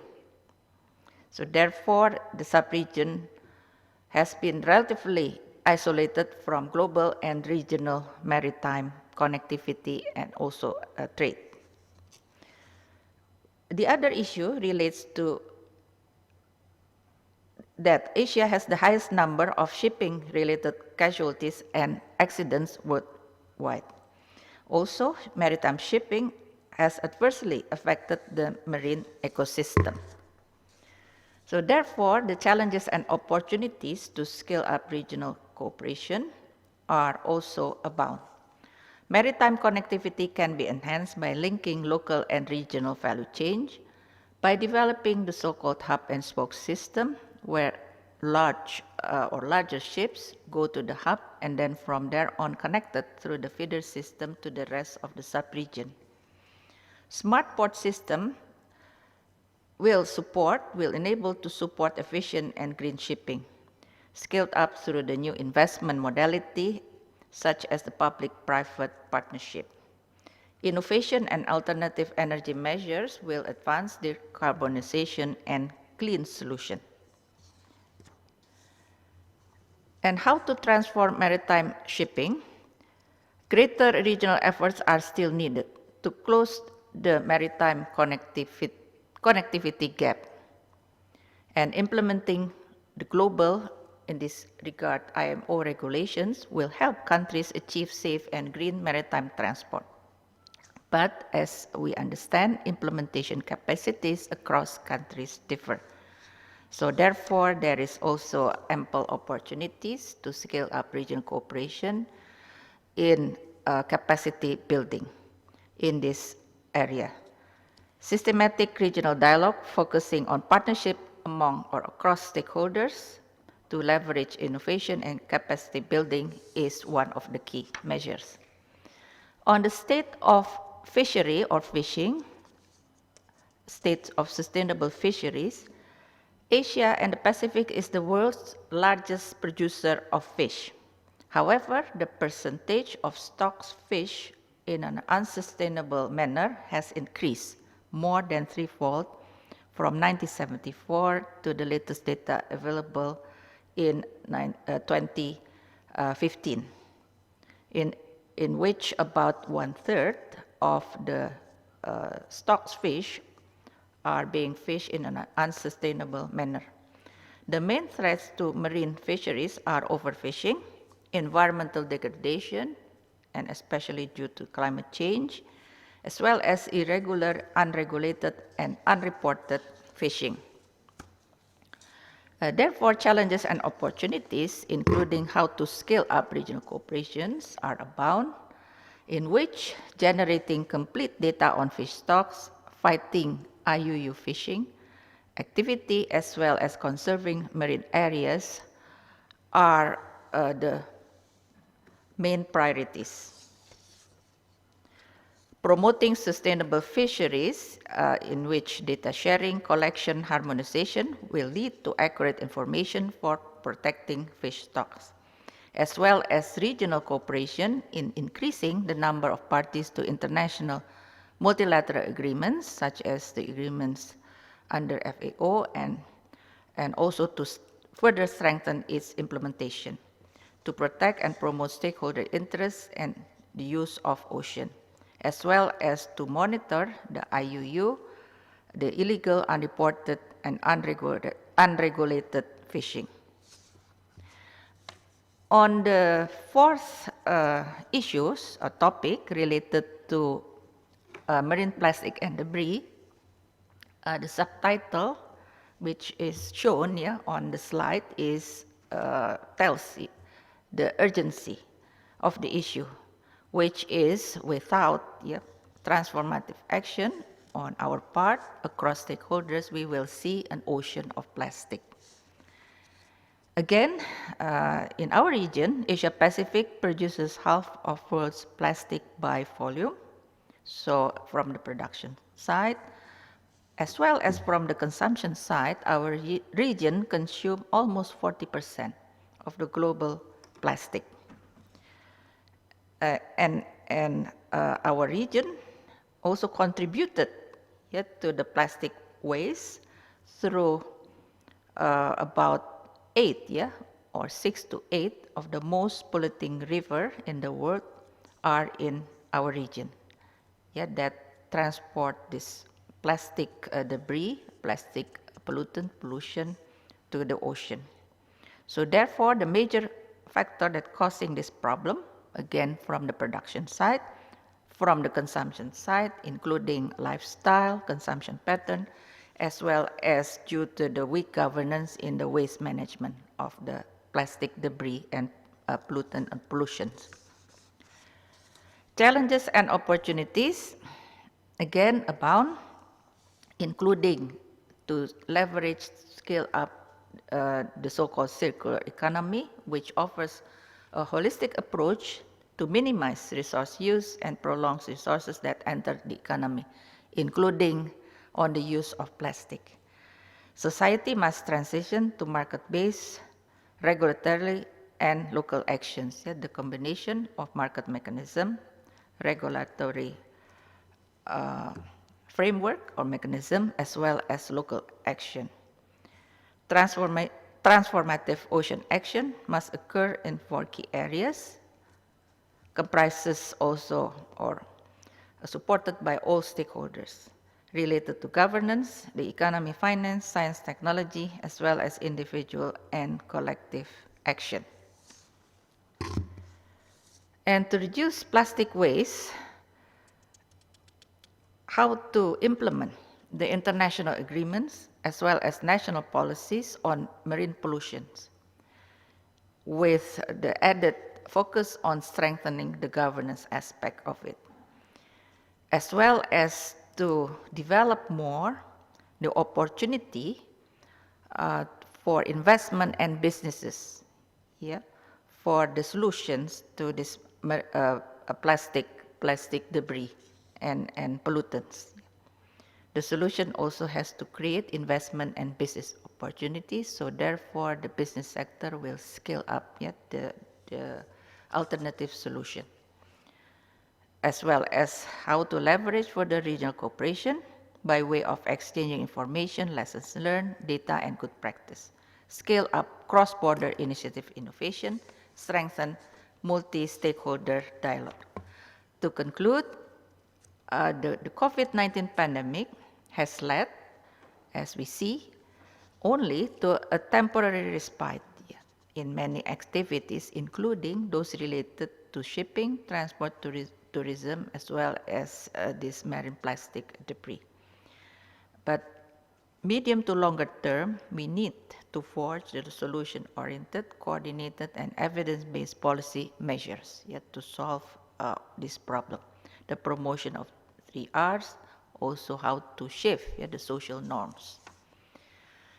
And therefore, the call of action and hopefully the proposed draft resolution on ocean will be endorsed later by member states so we can take all the cooperation and action together forward.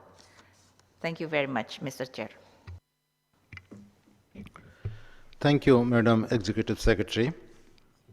Before we move on to country deliberations on this theme topic, I would like to highlight the ground rules for our discussions of this agenda item as well as other agenda items, which in fact the Secretariat has already briefed all of you and communicated earlier. Just to recap, this year we have compressed 5 days of meeting into 1 day. Thus, our practice will need to be different from previous years.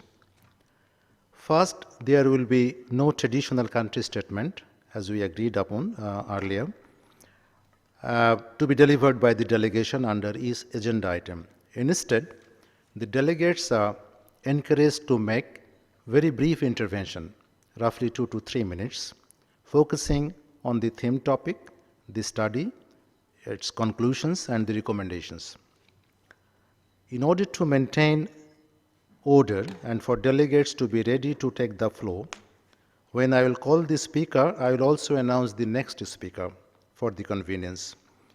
With this understanding, I will now open the floor, and the first speaker in my list is the delegation of Indonesia, and the next one is the delegation of Cambodia.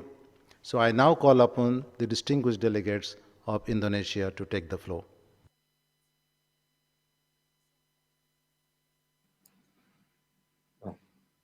Thank you, Chair. First of all, on behalf of Indonesian delegation, I would like to extend my highest appreciation to the member countries that have supported Indonesia draft resolution on strengthening cooperation to promote the conservation and sustainable use of the ocean, seas, and marine resources, which hopefully could be adopted at the end of today's deliberation. So I would like to commend the UN ESCAP Secretariat for their tireless effort in organizing this very first virtual commission session in the midst of unprecedented COVID-19 situation. Excellencies, distinguished delegates, Indonesia would like to highlight the importance of advancing economic, social, and environmental cooperation on ocean for sustainable development. We promote the importance of marine protected areas and support a global target on achieving marine conservation area. Up to date, we have achieved 23.1 million hectares of MPA, or 15.7% of our marine territories waters, and is gradually planning to protect 32.2 million hectares by 2030. To effectively manage our marine protected area, we have the Presidential Decree on MPA Integrated Action Plan 2018-2025. Furthermore, to respond challenges as the impact of COVID-19, we need to consider this as an opportunity to implement breakthrough in economic, social, and environmental cooperation programs. Having said that, Indonesia is consistently promoting ocean for sustainable development by building a sustainable ocean economy for prosperity. For Indonesia, this is one of the most important tasks and greater opportunity. As an archipelagic country with high marine biodiversity and coastal community, we need to transform challenges into opportunity and ensure that our actions are balanced with the needs of the people, healthy ocean, and prosperity. Our effort on transformation on ocean economy for sustainability and prosperity will contribute to the bigger share of revenue from marine-based activity, improve coastal community, livelihood, the health of ocean and coastal ecosystem that generate services and products from the aesthetic and unrivaled biodiversity.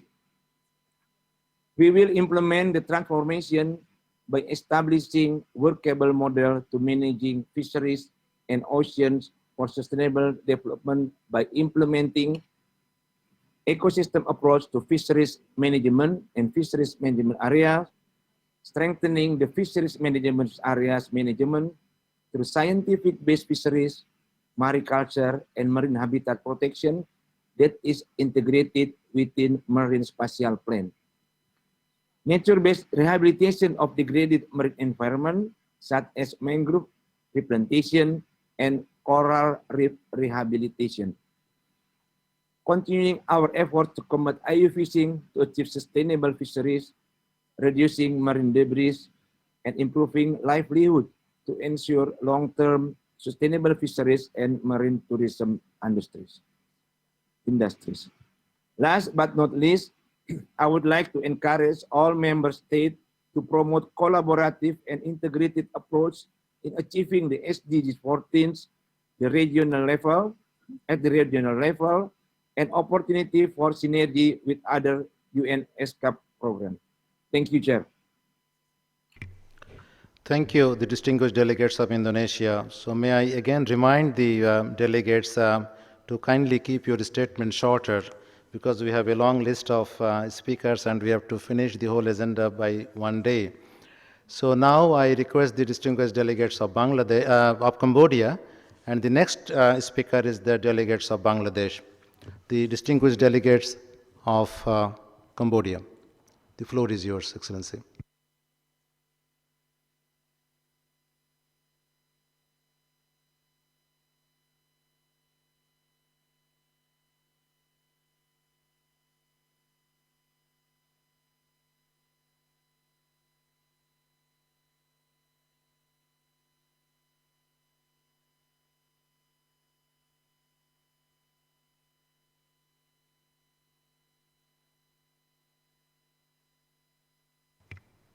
Delegates of Cambodia, have you got the line? I think there is some problem of connection. So may I request the distinguished delegate of Bangladesh to take the floor now, and maybe afterwards the delegates of Cambodia. So delegates of Bangladesh.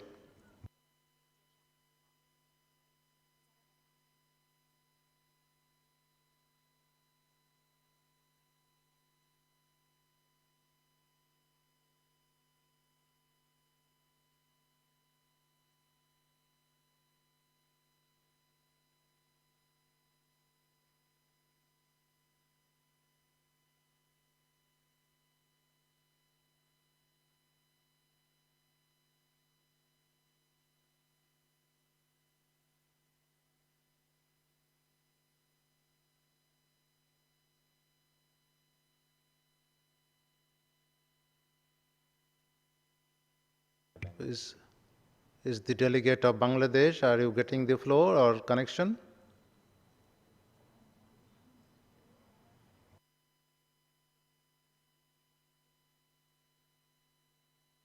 So may I now request the delegate of Cambodia, the ambassador of Cambodia, to take the floor?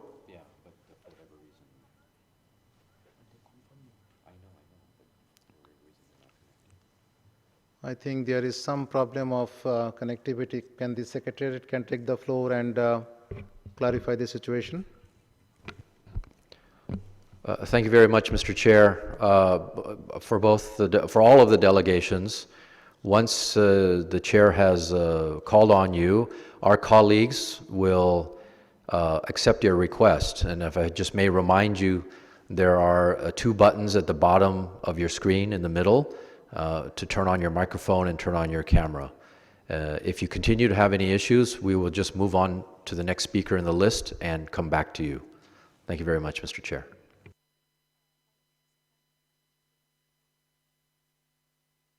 So may I now request the distinguished delegate of Fiji to take the floor, and followed by the distinguished delegate of Philippines.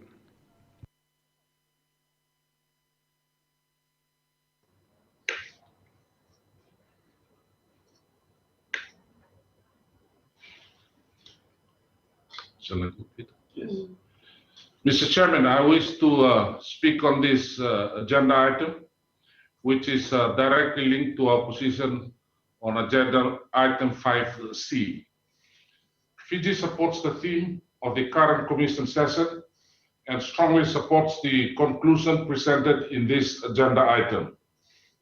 The urgency to cooperate and advance the goals of sustainable development has been highlighted by the COVID-19 pandemic. Most countries have been exposed, and small island developing states in particular are fighting a dual battle. COVID-19 and the existential threats such as vulnerability to natural disasters, climate change, and its adverse socio-economic impacts. We must press ahead with a renewed partnership, collaboration, and cooperation. For Fiji, the ocean is part of our identity. Through it, we live, move, and depend on for our very existence. Given its importance, 2030 agenda and our environmental and social well-being, the Fiji delegation would like to reinforce that it is indeed time to change the sails and accelerate regional action to reach our shared goals. Thank you, Mr. Chairman.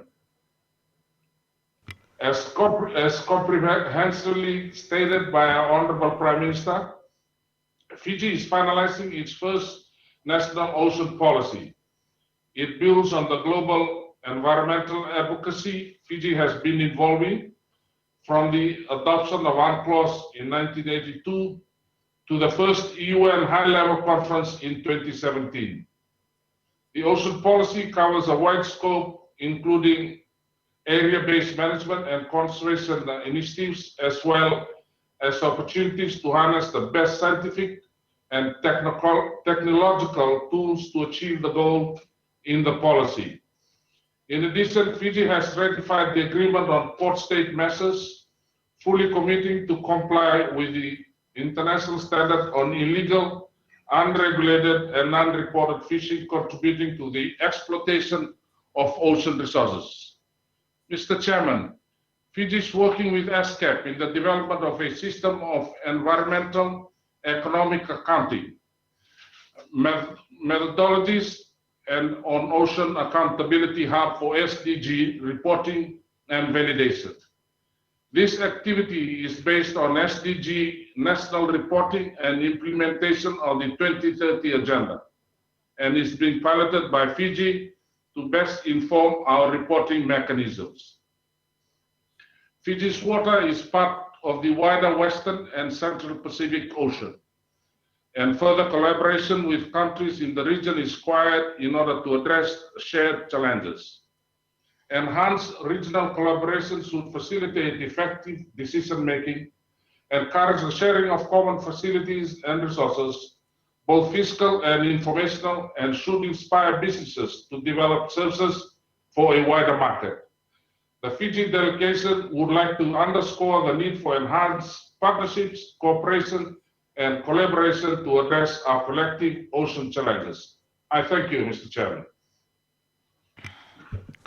Thank you, Honorable Minister of Fiji. And now I give the floor to the distinguished delegate of Philippines. And may I just request the delegates to keep their remarks on the agenda item 2, and then when we go to the agenda item 5, then maybe we can make the shorter statements at that time. So now I request the distinguished delegate of Philippines to be followed by Russia. Yes, thank you, Mr. Chair, and good morning. The Philippines commends the UN ESCAP on its work for the development of statistical guidelines and methods to improve ocean data and statistics towards the implementation of ocean accounting that is aligned with the 2008 system of national accounts, as well as the efforts to build country capacities as shown by the results in the pilot countries. The Philippines supports the UN ESCAP initiative to come up with the final technical and statistical guidelines on ocean accounts, as well as to endorse this to the UN Statistical Commission for approval. This will give countries the final document that will serve as guide for the implementation of the ocean accounting. In addition, the UN ESCAP may wish to consider developing a supplemental document along with the statistical guidelines to focus on the practical procedures to incorporate country experiences. It will also be useful to include guides and visualization of results for advocacy and reaching out to the various users of ocean accounts. Experiences of pilot countries as outlined in the UN ESCAP document are commendable, as the themes of each pilot study are unique, reflecting the unique policy questions being addressed. However, developing ocean accounts has its own specific policies that need to be addressed. So it may be useful to reflect an overarching theme on specific guide questions that are unique to the ocean accounts. So through this, countries will be guided on the actual direction of the efforts towards the development of ocean accounts. So the efforts of the UN ESCAP in linking the technical guidelines to the SNA and to the system of environmental economic accounting are essential, especially among countries which are now developing their ocean accounts. However, based on the pilot studies again, there appears to be a large area of overlap between the ocean accounts and two other systems of economic accounting, which are the tourism satellite accounts and measuring the sustainability of tourism. So the Philippine Statistics Authority suggests to include in the guidelines these linkages between the ocean accounts to the TSA and the SCEA, particularly to water, ecosystem, environmental, and agricultural accounts. Thank you very much, Mr. Chair, for giving me the floor. Thank you, the distinguished delegate of Philippines. Now I request the distinguished delegate of Russia, and to be followed by the Republic of Korea.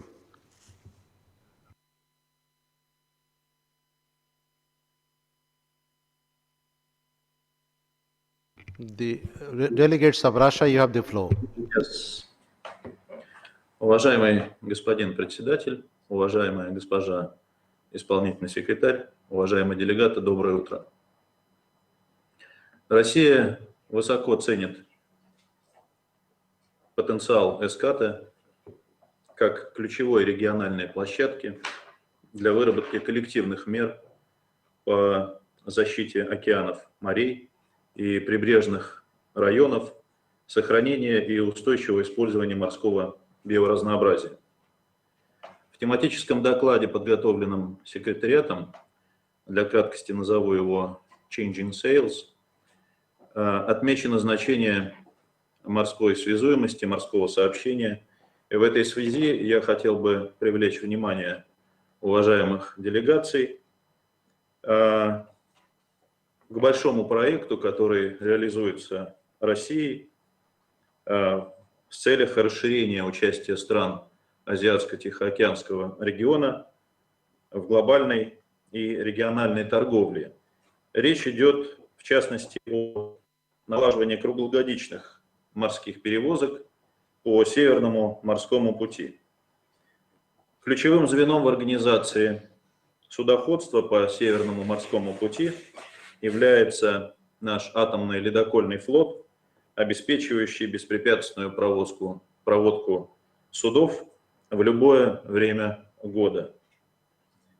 Я хотел бы подчеркнуть экономическую привлекательность использования Северного морского пути, который связывает страны АТР с крупными рынками сбыта при меньших временных и стоимостных затратах.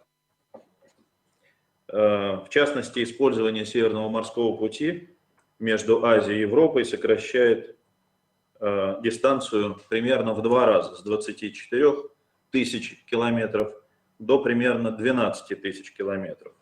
В этой связи хотел бы особо отметить то, что Россия активно поддерживает конструктивное, неполитизированное многостороннее сотрудничество и повышение динамики евразийской экономической интеграции, в том числе с подключением неооновских интеграционных объединений, таких как Евразийский экономический союз, Шанхайская организация сотрудничества и другие платформы. Особенно с учетом повышения роли АТР как катализатора мирового экономического роста. Благодарю за внимание.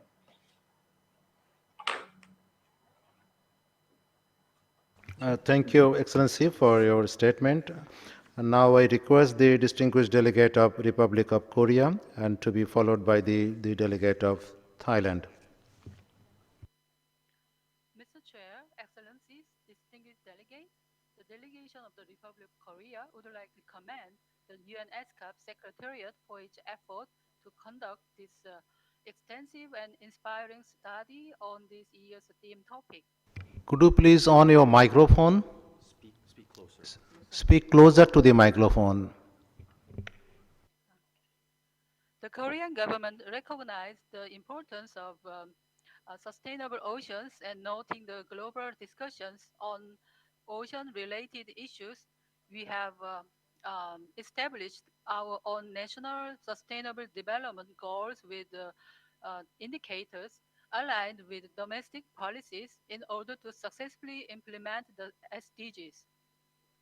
As for our areas of action highlighted in the document, Korean government has introduced strict measures for sustainable fisheries, including the confiscation of illegal fish and restriction of fishing authorization to proactively prevent, deter, and eradicate illegal, unreported, and unregulated fishing. Korea is also continuing cooperation with international organizations such as FAO to enhance transparency in fisheries. In response to the growing concern over marine plastic pollution across the globe, Korea established Marine Litter Management Plan last year to effectively manage plastic marine litter problem and to promote sound waste management practices. In this context, the Republic of Korea wishes to take a more active part in the ocean and maritime agenda, and we will continue to work closely with the international community for the sustainable development of oceans based on international norms and agreements. Korea is committed to make its contribution by presenting cooperative measures such as international standards and projects to bring progress toward ocean sustainability. Finally, I hope the cooperative effort between ESCA member states on marine issues deepens with the guidance of the theme study report. Thank you, Mr. Chair. Thank you, distinguished delegate of Korea. So, may I now request the distinguished delegate of Bangladesh and Cambodia to remain ready because we lost your connections earlier. So, after the Thailand, I would request Bangladesh and then Cambodia. So, may I now request the distinguished delegate of Thailand to be followed by Bangladesh. Mr. Chairman, may I congratulate you on your election and permit me to deliver this intervention on behalf of the Thai delegation. As a coastal developing nation, Thailand attaches great importance to the sustainability of the oceans and their resources, as outlined in my Prime Minister's video message to the Commission. We believe in a strong linkage between the achievement of SDG 14 and the achievement of other SDGs, as well as sustainable development as a whole. As highlighted in the executive summary of the theme study, data and statistics are crucial to the successful implementation of SDG 14. Thailand sees enhancing data and statistical systems, promoting science, technology, and innovation, integrating social science data in the formulation of policies on oceans, and partnerships for knowledge sharing and capacity building as transformative actions for the sustainability of the oceans.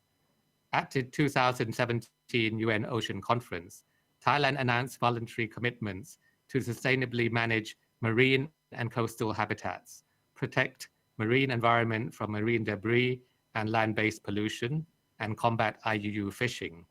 We are following through with our pledges, particularly on protecting the marine environment with the implementation of the 20-year Pollution Management Strategy, Pollution Management Plan 2017 to 2021, and Master Plan of Waste Management 2016 to 2021.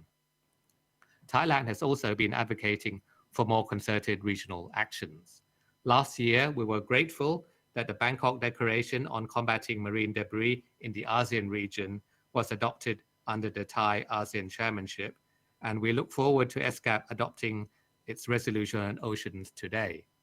Thailand thus stands ready to forge and support regional and global partnerships on the conservation and sustainable use of oceans and marine resources as called for in the theme study. I thank you, Mr. Chairman. Thank you, Ambassador Krishnamurthy, for your contribution. And now I request the distinguished leader of the delegation of Bangladesh, and to be followed by Cambodia.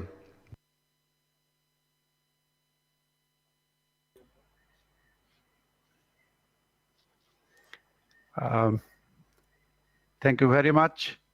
Mr. Chair, Executive Secretary General of the ESCAP, Excellencies, ladies and gentlemen, a very good morning to all. At the onset, let me congratulate Mr. Chair from Bangladesh to be chairing this session of the 76th session. And also, we highly appreciate all members and associate members of the ESCAP for arranging this conference through video due to the outbreak of COVID-19. Let me come back to the agenda 2. It is always known that the oceans and the seas in the Asia-Pacific region are both an engine for global economic growth and development. It's a major conduit of global trade and commerce and maritime transport of all the countries. In the face of the climate change, economic and financial uncertainty, and the growing competition for natural resources, it requires an integrated response and urgent transition of our economy towards a sustainable, inclusive, and resource-efficient path of using the oceans and coastal waters and marine resources lying therein. At the same time, ocean health and productivity must be at the heart of global efforts to eradicate poverty, strengthen food security, and build resistance to climate change. Fish contribute 17% of the animal protein consumed by the population of this region. a critical source for food security, with demand expected to double in the next 20 years. However, environmental pollutants like marine litter, debris, wastewater, and excess agricultural input are the major hurdles the marine food web is facing today. Sustainable development is based on the pillars of ecological, social, economic sustainability and entails reconciling several intersecting agendas like maritime trade, container traffic, which is set for growth and rising incomes and relatively low transport cost, will make tourism ever attractive. And it also offers enormous potential for the generation of renewable energy. Ladies and gentlemen, we are living in the Asian century, and the power and prospect of the Asia-Pacific region has continued to surpass all other regions of the world. Bangladesh in its own has taken a lot of initiative in this regard. It has banned manufacture and use of single-use plastic since 2002. But with a view to strengthen economic cooperation among member countries of the SCAP, we must address fundamental issues through SCAP, which has also been underlined by our Honorable Prime Minister. Help develop countries with critically required resources, capabilities, technologies for leveraging full potential of marine resources. We need enhanced support for capacity building through sharing of knowledge, expertise, and transfer of technology from developed countries on different aspects of blue economy. We need joint research on fisheries development and also mapping and management of resource identification and critical coastal habitat and biodiversity protection. ASCAP could be a better platform to initiate relevant research work in the Asia-Pacific region, share knowledge and expertise, innovate financing mechanism, conserve and exploit marine resources in a sustainable manner.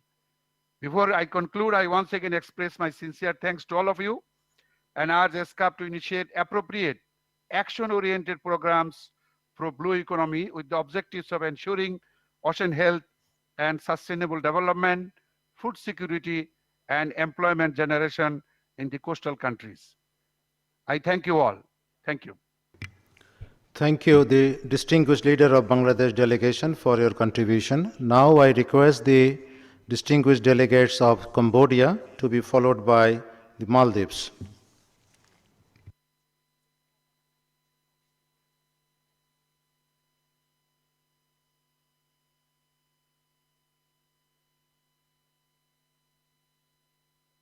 Could you please turn your microphone? Oh, okay. Okay, so sorry, Excellency. So thank you so much, Mr. Chairman, for this opportunity, and also congratulations to you, Excellency, for the election of the chairman of this session. So, Excellency, distinguished delegate, it is my pleasure and honor today to participate in the 76th session of the UN ESCAP under the theme of promoting economic, social, and environmental cooperation on action for sustainable development. On behalf of the Royal Government of Cambodia and my delegation, I would like to express my profound thanks and high appreciation to ESCAP for hosting and inviting us to this important event. So come back to the agenda item number 2. Excellency, the auction are the new economic frontier which hold the promise of the immense resource wealth and great potential for boosting economic growth, employment, and innovation. It is widely recognized that the auction are indispensable for addressing many of global challenges facing the planet in the decade to come, from the world food security and climate change to the provision of energy, natural resources, and improved medical care. In Cambodia Sea, there are small and large islands located in the provinces of Kokong, Prasehanu, Kompert, Kep, and some of the islands are ecotourism development areas and also harboring areas of the fishmongers and researchers, as well as crossing part of the large ship passenger. In water, there are fish, plants, corals, mangrove, and submerged trees, mosses, and biodiversity species. And the sea bottom, there are fuel, fossil, and gas.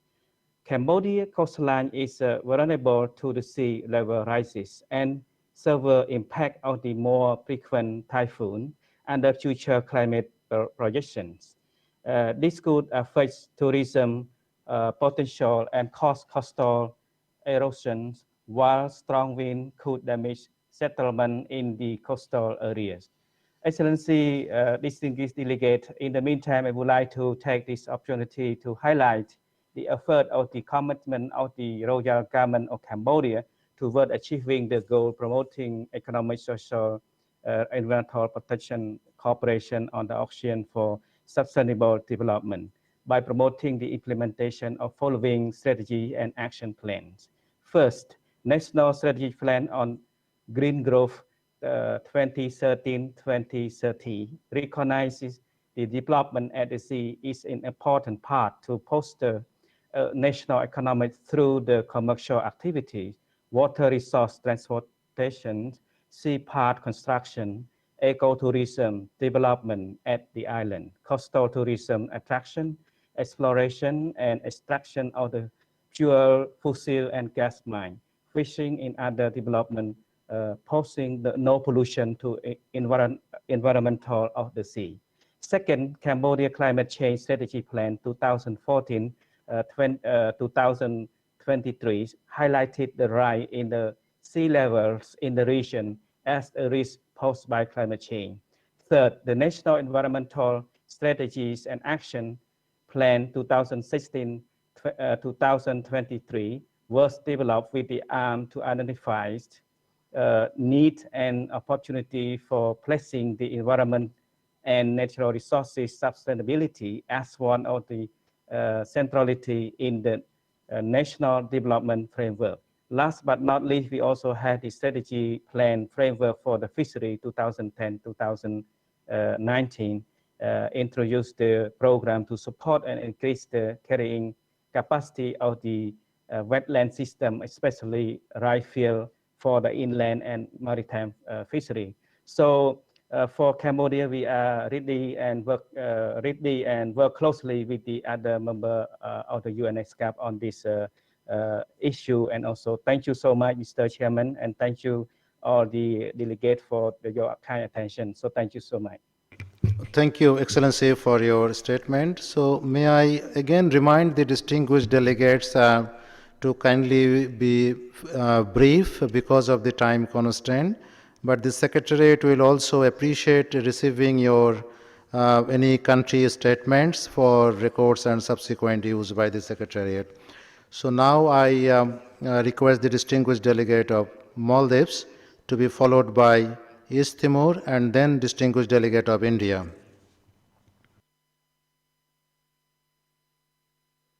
Thank you, Chair. Let me congratulate you for being the Chair and the Vice Chair for this Chair and the Vice Chair of this session. Good morning, Excellencies, ladies and gentlemen. My delegation wishes to thank the Commission for the comprehensive report on the theme topic. We appreciate the useful recommendations in the report and take note of the challenges we face in protecting the oceans. For us Maldivians, the ocean is an intrinsic part of our way of life. Ours is a nation of tiny islands barely above sea level. Tourism and fisheries are our main industries. Our livelihood is dependent upon healthy oceans, while our survival depends on urgent mitigation of climate change. Protection of the oceans is symbiotically linked with mitigation of climate change. So along with our push for climate action, it is vital for us to scale up ocean action. We have a narrow window of opportunity to turn the health of the oceans around. Mr. Chair, as indicated in the report, limited technical and financial capabilities hamper the collection and dissemination of ocean-related data in small island states like the Maldives. This January, Maldives partnered with Blue Prosperity Coalition to launch the first of a series of scientific expeditions to explore the country's marine habitats. The study aims to use marine spatial planning to designate special ocean zones for conservation and inform policymakers on ways to sustainably manage marine resources. In reducing plastic pollution that is endangering our national treasure, our ocean, the Maldives recently partnered with Parley for the Oceans, the founding member of Future Island Nation Program.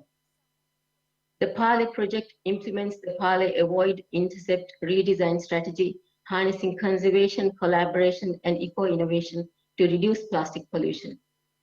As a small island developing nation, the Maldives continues to encounter unique vulnerabilities and challenges which seriously undermine our efforts towards full achievement of the 2030 agenda. As is the case with the COVID-19 pandemic, the Maldives is on a trajectory to have one of the highest, if not the highest, number of positive COVID cases per capita in the world. The impact of the pandemic on our tourism-dependent economy is devastating. It is bound to reverse the progress we have achieved. There is no better time to strengthen Asia-Pacific regional cooperation than now. Thank you. Thank you for the opportunity.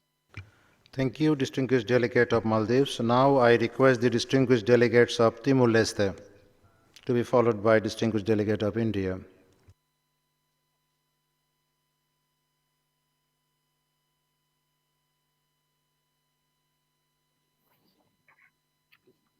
Thank you, Mr. Chair.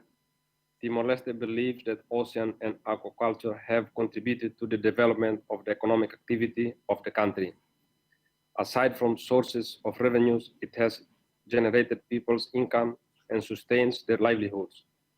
It acknowledges that numerous Timorese derive a great deal of benefit from the use of coastal resources. Maintaining access and implementing sustainable systems for these marine resources is important not just for long-term economic gains, but to preserve food security, biodiversity, and livelihoods, and also for the preservation of tradition, culture, and social relationships. Therefore, as a small island state, Timor-Leste is committed to promoting the conservation and sustainable use of the oceans through inter alia active participation in regional and multilateral fora, such as the Ocean Conference. This is also includes the implementation of sound national policies that are consistent with the UNCLOS and related agreements as applicable, and the SDG 14 and other instruments. The country is also taking steps in the process of developing its national ocean policy, which underlines the critical sector that contribute to the development of Timor-Leste. It cooperates with the United Nations and its development partners in assisting Timor-Leste on aquaculture and coastal resilience project, and contributes to the elaboration of the draft of Timor-Leste National Ocean Policy. Many threats remain Timor-Leste's ocean, such as marine debris, pollution, potential threats from overseeing and illegal, unreported, and unregulated fishing activity, and climate change. These threats, which cross-jurisdiction sector, require an integrated approach and collaboration between countries, government agencies, local government authorities, the private sector, academic, non-government organizations, stakeholders, groups, and the community. Timor-Leste will continue to promote and protect the environment and safeguard the sustainable development of the economy based on its national legal framework and the strategic development plan for 2011 to 2013. Taking into account the importance of the blue economy, especially for the small island state like Timor-Leste, in December 2019, the government of Timor-Leste nominated His Excellency Kairala Sanana Guzmão, former President and Prime Minister of Timor-Leste, as the country's special representative for the blue economy to coordinate all issues pertaining to the definition, strategy, and implementation of the blue economy of Timor-Leste. The ocean economy is important for the development of the country. Therefore, Timor-Leste has identified 6 priority areas for further development. First, sustainable fishery and aquaculture. Second, sustainable tourism. Third, sustainable offshore oil and gas. Fourth, sustainable port and shipping. Fifth, pollution reduction and waste management. And the sixth, habitat restoration and management.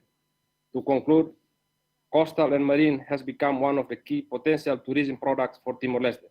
Therefore, Timor-Leste intends to finalize its ocean policy, protect the marine ecosystem, ensure better habitat restoration, promote sustainable tourism, and continue to maintain a robustly managed protected ocean by orientating all the offshore of oil and gas development towards an eco-friendly approach.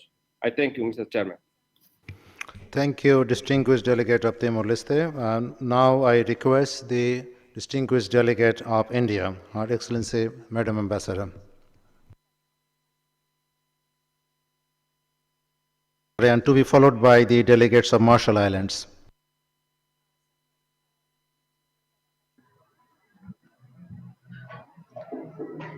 Thank you, Mr. Chairman. Allow me at the outset to congratulate you for your election as the chairman of this very important commission session. I would also like to thank the Executive Secretary for her presentation of the theme study and for her detailed briefing. I have a few points to make at the outset on the study itself, 3 points to be exact. Firstly, data and statistics are indeed crucial, and therefore a standard methodology needs to be adopted across our region for marine data collection. Secondly, for a sustainable utilization of fish resources, we must work towards an ecosystem-based management instead of a species-based approach. And thirdly, for marine pollution is of course much more than plastics pollution. Hence, the problem of agriculture and pesticides runoff significantly affecting coastal waters containing the majority of the resources also needs to be addressed. Mr. Chairman, oceans, seas, and marine resources are the foundation of human security. All countries and territories, large and small, littoral and continental, are affected by and dependent on the maritime domain. The significance of the maritime domain in our sustenance is already well recognized through its inclusion in the Sustainable Development Goals. With over 7,500 kilometers of coastline and over 1,200 islands and an EEZ of about 70% of the size of our land area, India is a maritime nation with a large coastal economy, and 95% of India's trade is carried out through its oceans. Given that the importance of the maritime domain cannot be overemphasized for India, the Government of India has demonstrated a strong commitment towards the protection of coastal areas, the marine environment, and economic development aided by environmentally friendly ocean technologies. The ongoing programs of the Government of India, such as assessment of the health of oceans, ecosystem-based management of ocean resources, studies on marine litter, and coastal vulnerability due to climate change, are focused to implement the national commitment to SDG 14. Use of modern tools like marine spatial planning and ecosystem-based approach are applied for policy formulation. India is also playing a leadership role in the region for championing the cause of marine sustainability. The UNESCO Category 2 Center for Operational Oceanography, hosted by the Indian National Center for Ocean Information Systems, Hyderabad, has been providing training to the delegates from our region in operational oceanography. The Ocean Observations Network deployed in the Indian Ocean has provided very important data on various oceanographic parameters and significantly has contributed to accurate prediction of cyclones, including for the recent Amphan cyclone, thereby saving thousands of lives, both in Bangladesh as well as in India, and is also an excellent example of ocean technology in aid of coastal and marine sustainability. Mr. Chairman, the marine domain in our region is blessed with rich resources. However, these resources are currently under stress through overexploitation. Key ecosystems such as coral reefs, mangroves, and seagrass meadows are also under threat from overexploitation and climate change. In this context, the blue economy involving sustainable harnessing of marine resources for the social and economic development of the people without harming the long-term productivity of the marine system has become a priority. India has also joined Bangladesh, Indonesia, Malaysia, Maldives, Myanmar, Sri Lanka, and Thailand to collaborate through the Bay of Bengal Large Marine Ecosystem Project. From a firm commitment towards protecting its coastal marine environment, India believes that global action is needed for the reduction and prevention of marine debris and litter by 2025. As an addition to its massive cleanliness campaign, the Swachh Bharat Abhiyan, India is committed to eliminate single-use plastics by 2022.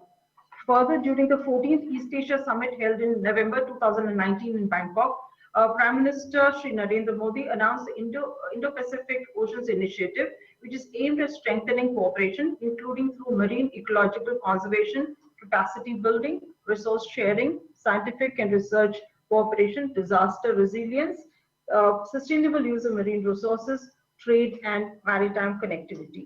India remains ready to play its role in closer coordinated and community building efforts for ensuring healthy and productive oceans, seas, and coastal areas, which are essential for enduring peace and prosperity in the Asia-Pacific region. Thank you, Mr. Chairman. Thank you, Madam Ambassador, for your valuable contribution. Somehow we got a loss of connection of the Marshall Islands, so may I now request the distinguished delegate of Sri Lanka to be followed by distinguished delegate of France.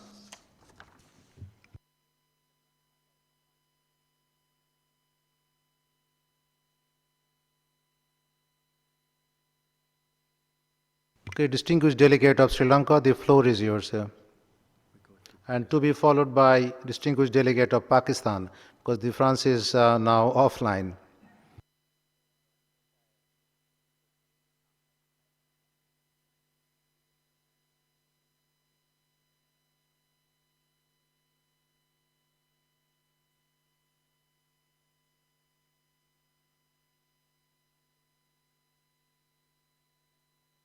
Distinguished delegate of Sri Lanka. So the France is back now. Distinguished delegate of France, can you take the floor now? To be followed by Pakistan. It's okay. Monsieur le Président, Madame la Secrétaire exécutive, chers collègues, c'est dans un contexte inédit que s'ouvre cette 76e session de la CESAP, alors que nos priorités sont bousculées par la pandémie.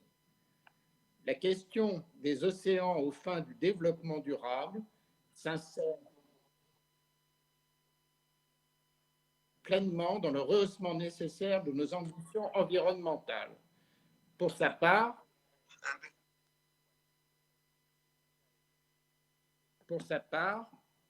la France s'y engage et je veux en donner aujourd'hui 4 illustrations. D'abord, 2021 sera une année charnière pour la protection de la biodiversité marine. Dans ce contexte, le Congrès mondial de l'Union internationale pour la conservation de la nature, UICN, qui aura lieu à Marseille en janvier 2021, sera décisif. La protection de la biodiversité en mer passe par une évolution du droit de la mer et la France s'est ainsi engagée activement dans la négociation d'un instrument international juridiquement contraignant portant sur la conservation et l'utilisation durable de la biodiversité marine des zones ne relevant pas de la juridiction nationale. Ensuite, un des axes majeurs de la diplomatie française, la lutte contre les déchets plastiques, doit faire l'objet d'une gouvernance mondiale. C'est ce à quoi la France œuvre au sein de l'Assemblée des Nations Unies pour l'environnement. Troisième remarque, dans le cadre de la décennie des Nations Unies pour les sciences océaniques au service du développement durable 2021-2030, la France entend apporter une contribution significative. Elle s'appuie sur une expertise reconnue dans les secteurs de la recherche océanographique et de l'océanographie satellitaire.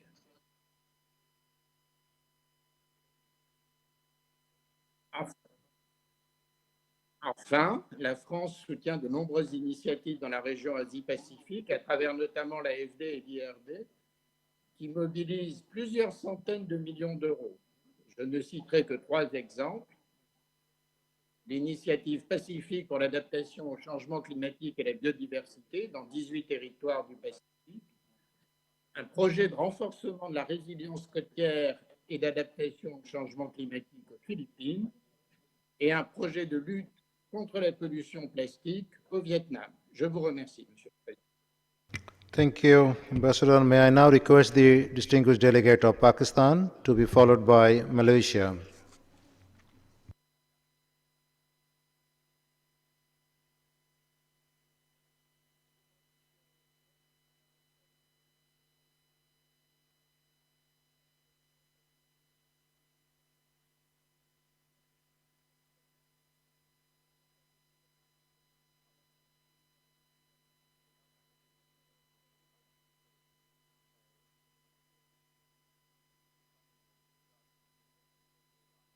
Microphone little closer.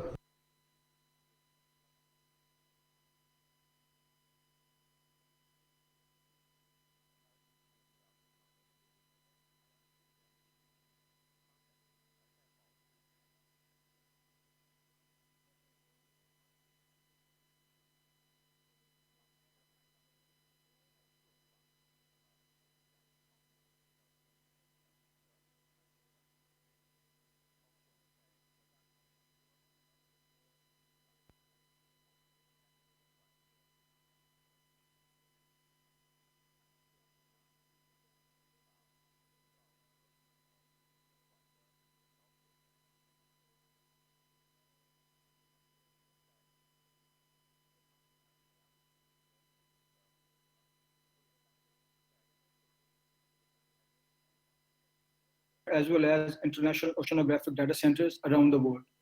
In 2017, Pakistan launched its Marine Ecosystem Action Plan to reduce marine pollution and to sustainably use marine resources, including through sustainable management of fisheries, aquaculture, and promotion of tourism. Mr. Chair, Pakistan is also one of the co-sponsors of the Oceans Resolutions, and we look forward to its adoption this afternoon. I thank you. Thank you, the distinguished delegate of Pakistan. May I now request the distinguished delegate of Malaysia to be followed by China.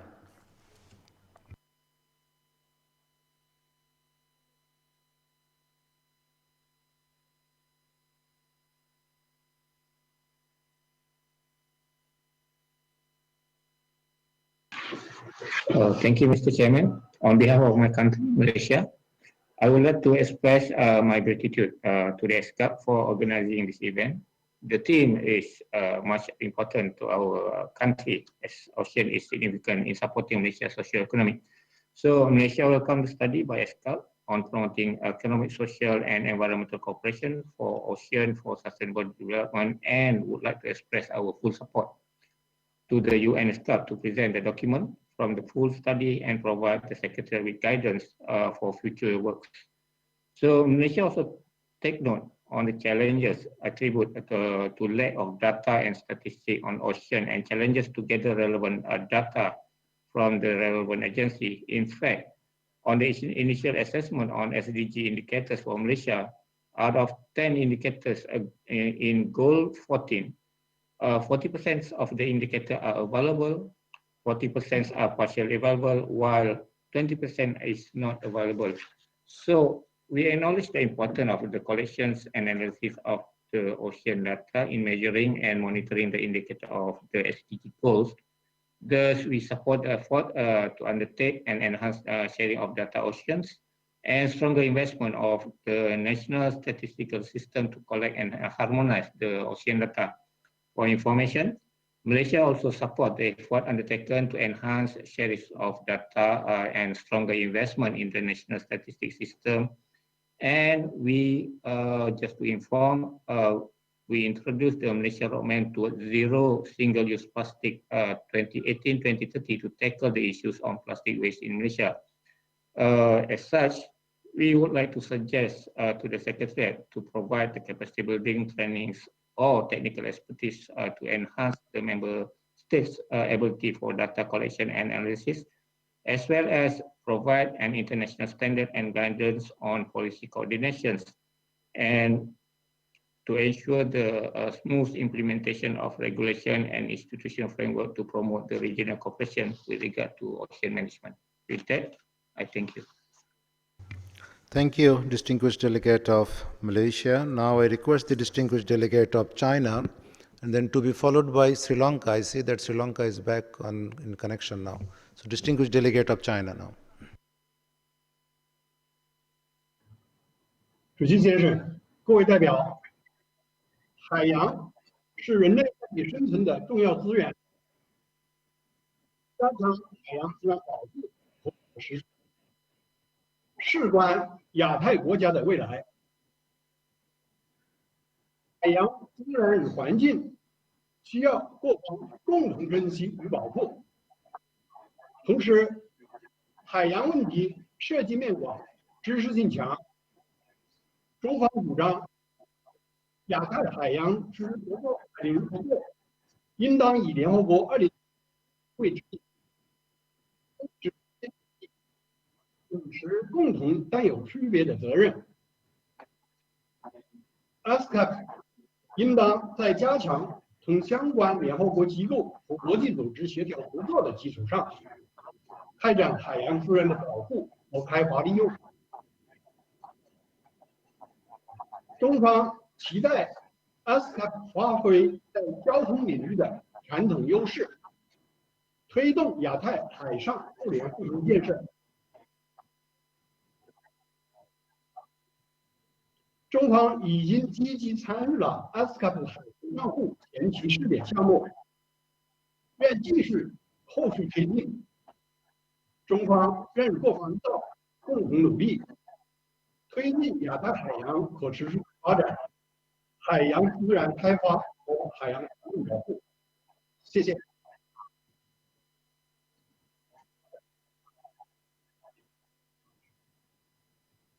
Thank you, distinguished delegate of China. Now I request the distinguished delegate of Sri Lanka to be followed by Japan.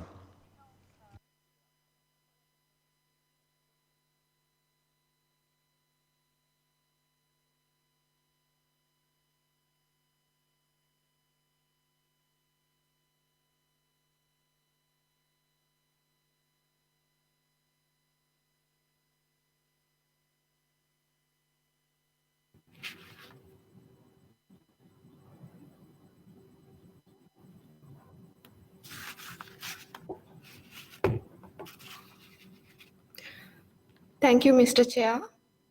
Distinguished delegates, as an island nation, the theme topic of the current Commission session is of paramount importance of Sri Lanka, which is located in a strategic position in the Indian Ocean.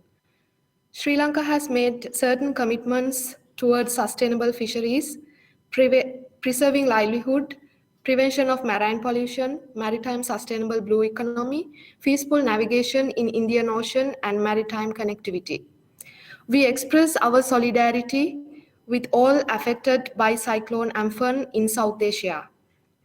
Since 2018, Sri Lanka has taken on the responsibility of being the coordinator of the Indian Ocean Rim Association Working Group on Maritime Safety and Security, and the first meeting of the group held in Colombo in August 2019. Without limiting to the region, Sri Lanka has been party to related international conventions, including UNCLOS, and actively engaging in regional as well as international platforms, including initiating and hosting multilateral engagement series, The Indian Ocean Defining Our Future. Sri Lanka's government, economic and development agenda over the recent past have evolved with a focus on blue-green economy. Sri Lanka also introduced a national policy for banning selected categories of polythene in 2017, and as a measure to reduce marine plastic and debris, Sri Lanka encourages more public-private partnerships. Sri Lanka strongly supports the theme topic of the session and enhancing capacities of establishing and maintaining accounts of oceans, and recognizing the importance of SDG 14, Sri Lanka is pleased to co-sponsor the theme resolution of this session on oceans.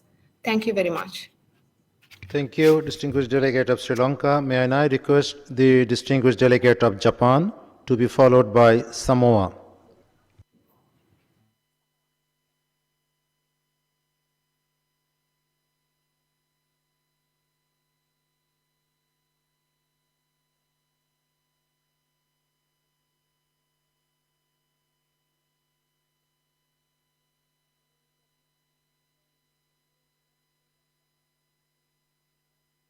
support the draft resolution on the oceans to be adopted later today, and wishes to work closely with countries in the region and ESCAP and UN organizations, quote, with the aim to reduce additional pollution by marine plastic litter to zero by 2020, end quote, in line with Osaka Blue Ocean Vision and ESCAP resolution.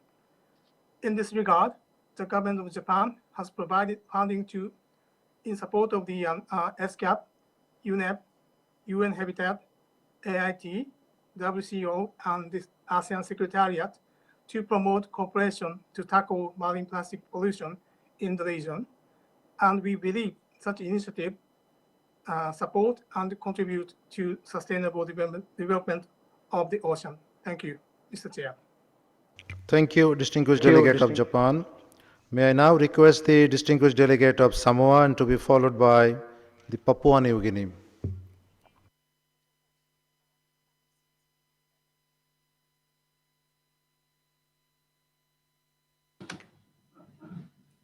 Mr. Chairman, distinguished delegates, ladies and gentlemen, we note the high relevance to small island developing states of this year's Commission session theme, promoting economic, social, and environmental cooperation on oceans for sustainable development, as well as this year's Countries with Special Needs report for small island developing states.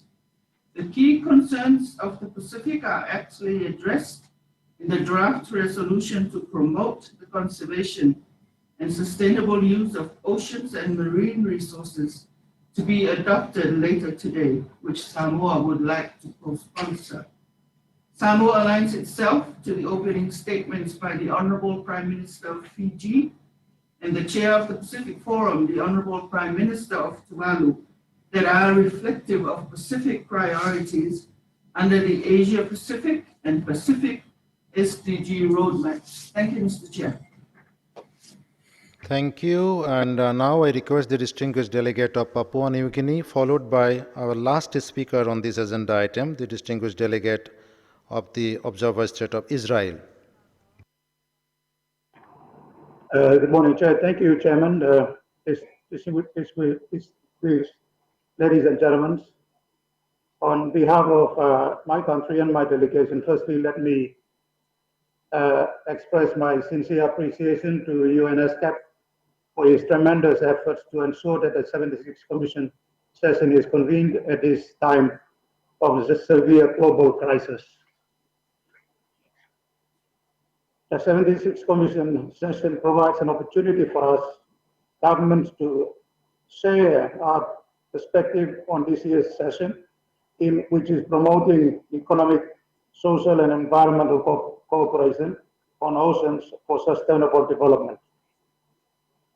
Promoting economic, social, and environmental cooperation on oceans for sustainable development in our quest to leave no one behind is critical to the Asian Pacific because our region boasts more than 2/3 of the global population that is greatly challenged by poverty, natural disasters, has geographical settings, and among other issues that contribute to the hindrance in our efforts towards achieving the 2030 Agenda on Sustainable Development and Resilient Societies.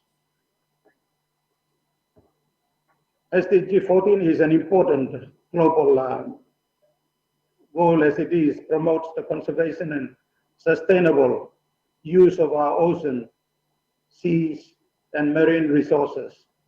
The government is making efforts to put in place the National Ocean Policy, NOP, that will clearly define the role and responsibility of sectors to effectively address the governance and use of the oceans and its resources in Papua New Guinea. Papua New Guinea is an island country and recognizes the importance of oceans and its direct linkages to our lives and well-being. In the face of the impacts of the climate crisis that is confronting the world, there is greater emphasis on the need to address ocean-related matters at the bilateral, regional, and international levels. Papua New Guinea stands ready to work with the region and the international community to contribute meaningfully to new and emerging initiatives, developments, and discussions towards addressing governance issues, and use of ocean internally as well as across the globe. Papua New Guinea will continue to work collaboratively with members of UNSCAP and all UN members and others on these matters. I thank you, Chairman. Thank you, the distinguished delegate of Papua New Guinea. And now I request our last speaker on this agenda item, the distinguished delegate of Israel.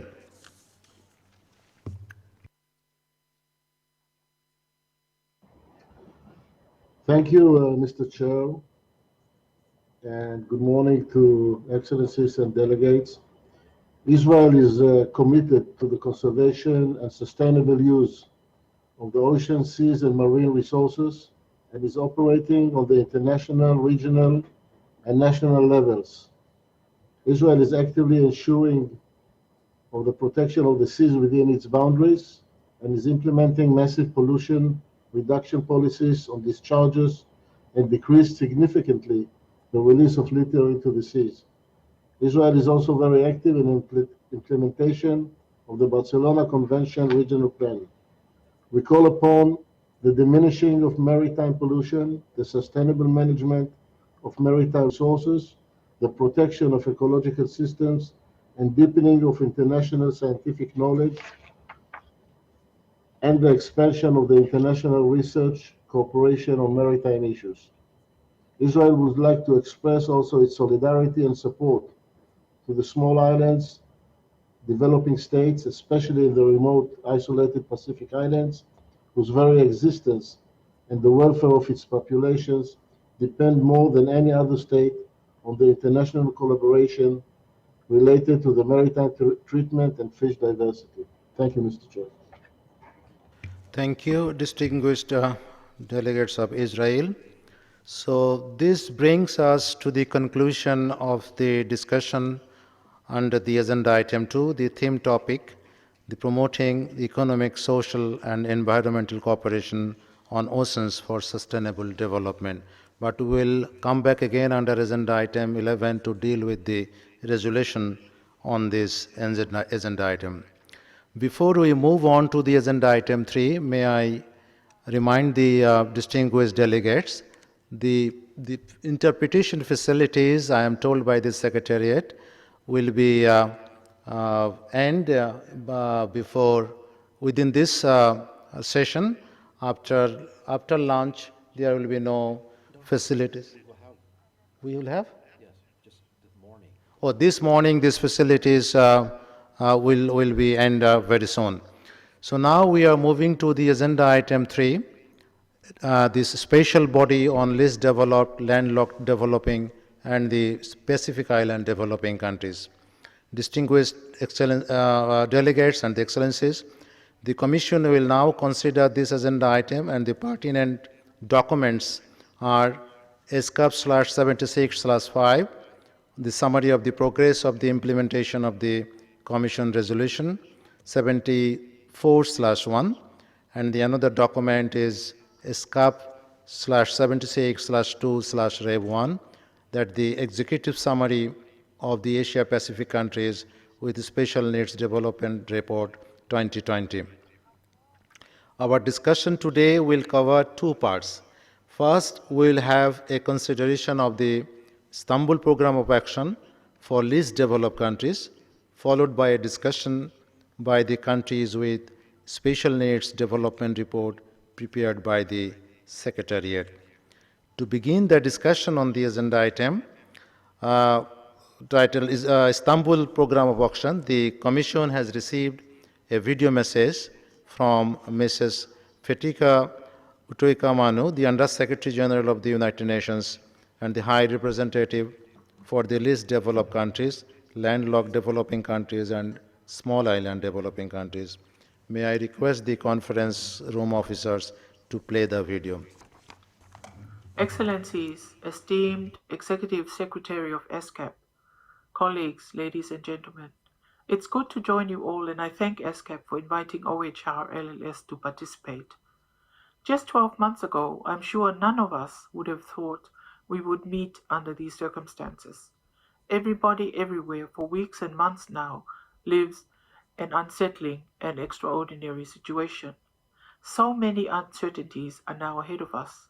Every country, community, and every single individual in the world is affected in some way or other by COVID-19. This pandemic teaches us many lessons, but it surely has already revealed what economic and social inequalities drive in a pandemic. We have few certainties at this age, but we can be certain that the manifold impacts on least developed countries, landlocked developing countries, and small island developing states will be disproportionate and that they will be long-lasting. Already, millions of people are out of employment in LDCs, LLDCs, and SIDS. There are hardly any safety nets. The typical safety net is the family, but if all in a family are impacted, there is a dire hardship, and we can expect the number of poor and malnourished people to double. Governments already prior to this pandemic had limited fiscal space. Now they are struggling to meet just basic public health requirements, and where they exist, they will further erode existing social protection systems. Let me not even vision the income and overall economic impacts with countrywide lockdowns. We only have estimates, and they do not look good on the devastation this will bring to their narrow and already vulnerable domestic industries and service sectors. Export earnings are falling at never before witnessed speed. Export orders for billions of dollars have been lost. Remittances diminish rapidly. The tourism sector has collapsed. The coming global recession will further exacerbate this already dire situation. Sadly, we have a perfect economic and social storm to manage. It is a truly humanitarian crisis. All this goes way beyond the immediate and medium-term health sector challenges. People's very livelihoods are in jeopardy, and all sectors of economies and societies are impacted. Many countries already lagged on the 2030 agenda prior to this pandemic. Now, it is almost certain that without robust and far-reaching global and regional responses, countries and people will be left behind. Countries urgently need special and fast action, lest we accept to leave them behind. The time is now. So what is OHR LLS doing? In an immediate action response, we organized a series of virtual briefings. Our Deputy Secretary General, Amina Mohammed, held dialogue with representatives of the distinct LDCs, LLDCs, and SIDS group last month. The group of LDCs and LLDCs have already finalized a statement on COVID-19, outlining their special challenges and needs to address the impacts of the pandemic and how to build back better. The SIDS also have made their challenges known to the world. The Deputy Secretary General assured all possible support of the United Nations system to address and to overcome the impacts of COVID-19 pandemic. As part of our advocacy role, OHR LLS has set up a website on the impacts of COVID-19 on LDCs, LLDCs, and SIDS. Excellencies, of course, in such challenging times, we must focus on the short term, on people, and if I can say so, the land they live on. But if we want to build back better, we must look beyond the individual trees and look at the forest. Our planet is more ocean than land, and so the ESCAP theme study before us takes this broader look. I congratulate ESCAP for your theme study on promoting economic, social, and environmental cooperation on oceans for sustainable development. All our constituent countries, but especially the SIDS, need enhanced support in all areas identified in the study, namely statistics on the oceans, the deterioration of fish stocks, and the gaps in fishery management. I would specifically draw the attention of the international community to SDG Target 14.7 and 14A. They call for increasing the economic benefits to SIDS and LDCs from the sustainable use of marine resources. They call for increasing scientific knowledge, develop research capacity, and transfer marine technologies. There is no denying it, and you may join me probably in this thought. Keeping things going and often going virtual right now is at times a challenge, but we must keep going. So OHR-LLS has pushed along with the preparations for LDC 5. Of course, the preparatory meetings scheduled for the next few months, including the regional review meetings in Malawi and Bangladesh, and the joint ECOSOC President of the General Assembly meeting had to be postponed. These were important dialogue meetings and designed to provide critical inputs to the first PrepCom meeting that was to be held in New York from the 27th to the 30th of July 2020. Member states have started discussing the possibility of rescheduling the conference and the PrepCom meetings. Once we have the new dates of these events, we will work out the dates of all the pre-conference events, including the Asia-Pacific Regional Review meeting. But our preparations for the conference are ongoing. What is already ready or under imminent finalization is a report of the Secretary General on the 10-year implementation of the Istanbul Programme of Action, the synthesis of national reports submitted by LDCs, a report on the UN system best practices on supporting the LDCs, and the 2020 policy brief on advancing SDG 7 in LDCs. We also push ahead with the preparation for the Academic Exchange Conference, which will be held in Helsinki, Finland. On LLDCs, we are more than halfway into the implementation timeline of the Vienna Programme of Action. The midterm review held last year adopted a political declaration. The declaration identified critical areas requiring enhanced efforts. This concerns infrastructure and connectivities ranging from transport, ICT, to energy. The declaration called inter alia for full implementation of the WTO Trade Facilitation Agreement, structural economic transformation and productive capacity building, private sector development, and strengthening of climate change adaptation and resilience. The need for enhanced financial resource mobilization was clearly highlighted. My office is developing a United Nations roadmap for accelerated implementation of the VPOA, building on the outcome of the midterm review. On SIDS now, the high-level review of the Samoa pathway held last year once again stressed the need for the international community to mobilize additional development finance.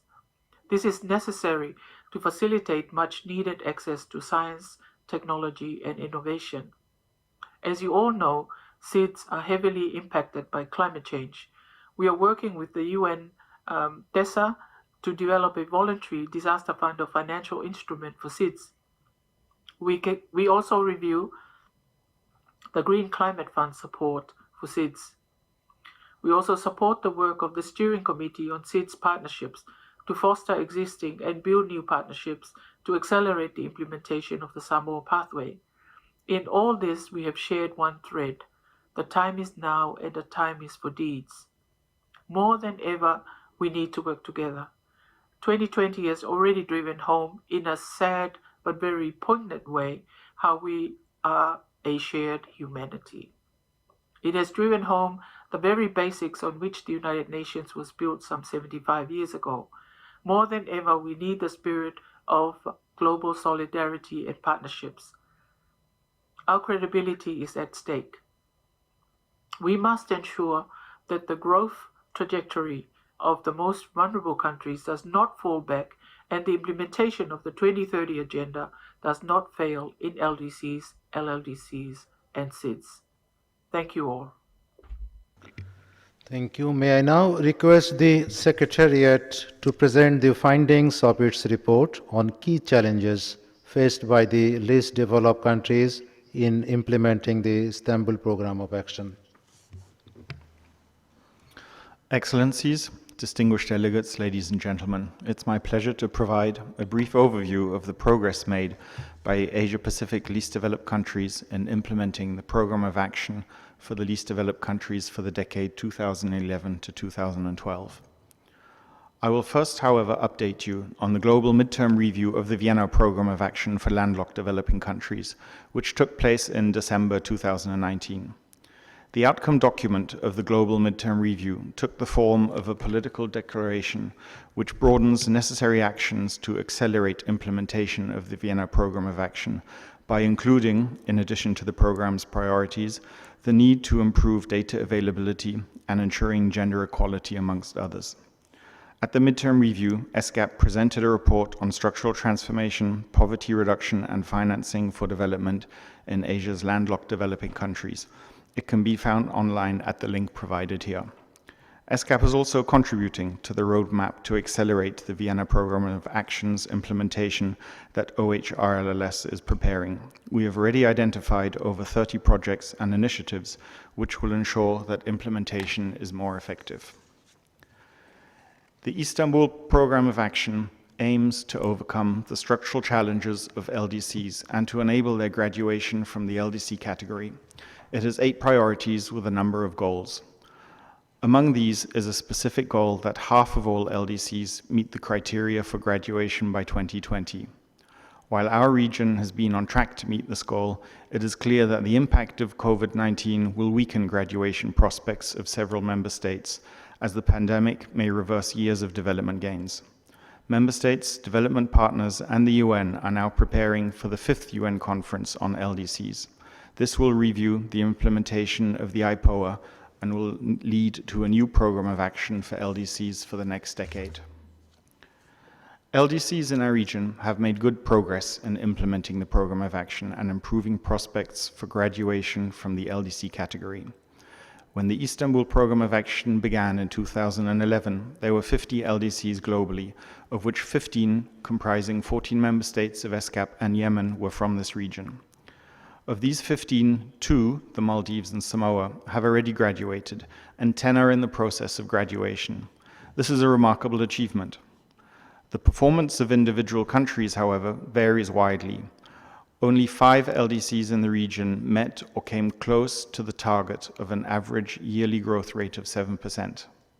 On the upside, there has been progress in most LDCs in terms of infrastructure development, poverty alleviation, providing access to electricity, telecommunication, and education. However, LDCs still have inadequate productive capacities. Progress on structural transformation has been lacking, human and institutional capacities are often inadequate, and vulnerabilities to shock remains high. As mentioned, Asia-Pacific LDCs have only achieved limited progress on structural transformation. Even where transformation is gradually taking place, this has mostly been from agriculture to low productivity informal services, bypassing the dynamism of the manufacturing sector. Some LDCs have been successful in expanding the production of existing products, but upgrading production structures has been limited, as shown by a stagnation in economic complexity scores. The Istanbul Program of Action also highlights the importance of agriculture, which plays a dominant role in most LDCs, both in terms of employment and food security. However, agricultural productivity generally remains low in most LDCs, and agricultural supply chains are either weak or non-existent. Boosting agricultural productivity is therefore a priority, especially as agricultural transformation can have a large impact on reducing poverty in LDCs. The last decade has been made by uncertainty of global trade. This has provided little help in boosting growth in LDCs. As the share of exports in Asia-Pacific LDCs in global exports increased from 0.29% in 2010 to only 0.4% in 2018, the target of doubling the share of LDC exports in global exports by 2020 will be missed in this region. Asia-Pacific LDCs continue to suffer from lack of export markets and export diversification. Excessive dependence on a single or a few products is quite common for many LDCs. In fact, 7 of the 13 LDCs in Asia and the Pacific are commodity dependent. This exposes them to the volatility of commodity prices, which usually translates into volatile growth. Diversification from commodities has proven to be a formidable task. With the help of development partners, LDCs need to pursue diversification strategies to broaden their economic base and enhance value addition and primary activities. Asia-Pacific LDCs have made substantial progress in human and social development. However, challenges remain due to inadequate domestic resources and limited fiscal space of many. Importantly, economic growth has not been associated with adequate employment opportunities, disproportionately affecting the youth. Indeed, in 2019, the average unemployment rate among those aged 15 to 24 was largely unchanged from the situation in 2011. Moreover, as the figure shows, female youth unemployment tends to be higher than that of young males. Asia-Pacific LDCs remain exposed to a variety of shocks, including financial and economic crises, natural disasters, climate change-related risks, and disease outbreaks. The current COVID-19 pandemic shows the vulnerability of LDCs to such shocks. Along with the health risks, exports and remittances have already plunged with bleak near-term prospects. This will have serious implications for economic growth and poverty alleviation and may unravel prospects of graduation. To retain development gains, building resilience is a priority for LDCs. The Istanbul Programme of Action underscored the need to mobilize domestic resources by raising domestic savings and increasing tax revenue. LDCs face large gaps between investment needs and available finance. According to our estimates, they need to invest an additional 19.4% of their GDP per year to achieve the SDGs by 2030. This compares to a regional average of 5% per year for other countries. Unfortunately, gross domestic savings in Asia-Pacific LDCs has declined due to, in part, underdeveloped domestic financial sectors, non-inclusive financial systems, and weak banking oversight. Tax to GDP ratios have increased in recent years, but revenues should be boosted through reforms in tax administration and collection and increasing transparency and accountability in their use. Turning to foreign direct investment, while nominal net foreign direct investment inflows to Asia-Pacific LDCs have increased since 2011, they have declined in real terms from 3.86% of GDP in 2011 to 2.6% in 2018. This is a cause for concern. The Istanbul Programme of Action also calls for actions to strengthen governance. Many Asia-Pacific LDCs have made progress in improving governance, yet many continue to face challenges, most of which can be traced to inadequate institutional capacity and the lack of accountability and transparency. LDCs, including graduating countries, will continue to need technical and financial assistance in strengthening institutions and human resource capacities at all levels. In sum, despite mixed performance, Asia-Pacific LDCs as a group have made significant progress. 10 out of 13 countries in our region already meet the graduating criteria, and 3 of our member states, Bhutan, Solomon Islands, and Vanuatu, already have dates for graduation. While this reflects their commitment to making firm socio-economic progress, the high level of economic, social, and climate change-related vulnerability is concerning. Moreover, the COVID-19 pandemic threatens to derail much of the socio-economic progress made and may disrupt graduation. As many Asia-Pacific LDCs are graduating, early preparation is essential, and LDCs should mainstream graduation issues into their national development plans and prepare strategies in a timely manner. The implementation period of the next Programme of Action will coincide with the last 10 years of the implementation of the 2030 Agenda. Achieving the Sustainable Development Goals will therefore be the core focus of the next Programme of Action. At the same time, it's important to recognize that LDCs will continue to require greater international support to achieve the SDGs. Finally, the LDC 5 conference provides an opportunity for the voices of Asia-Pacific LDCs to be heard. With the region's unique position, with most of its LDCs in the process of graduation, Asia-Pacific will be able to provide valuable inputs to the development of the new Programme of Action for the next decade, 2021 to 2030. Thank you very much for your attention. Thank you, Secretariat, for very elaborate presentation. And now I open the floor for comments on this first part of the agenda. That's the Istanbul Program of Action on the least developed countries. So I see two delegates have already requested from Bangladesh and from Lao PDR. So now I request the distinguished delegate of Bangladesh and to be followed by Lao PDR.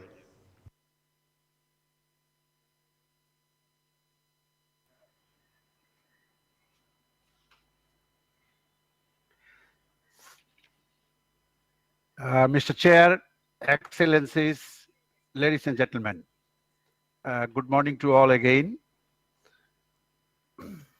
To start with this topic, Bangladesh is striving very hard under the able and visionary leadership of the Honorable Prime Minister to meet the commitment through successful implementation of the Istanbul Program of Action, the IPOA 2011-20.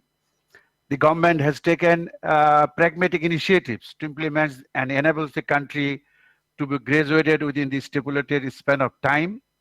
However, COVID-19, the effects of COVID-19 may weaken the challenges faced by Bangladesh of graduation.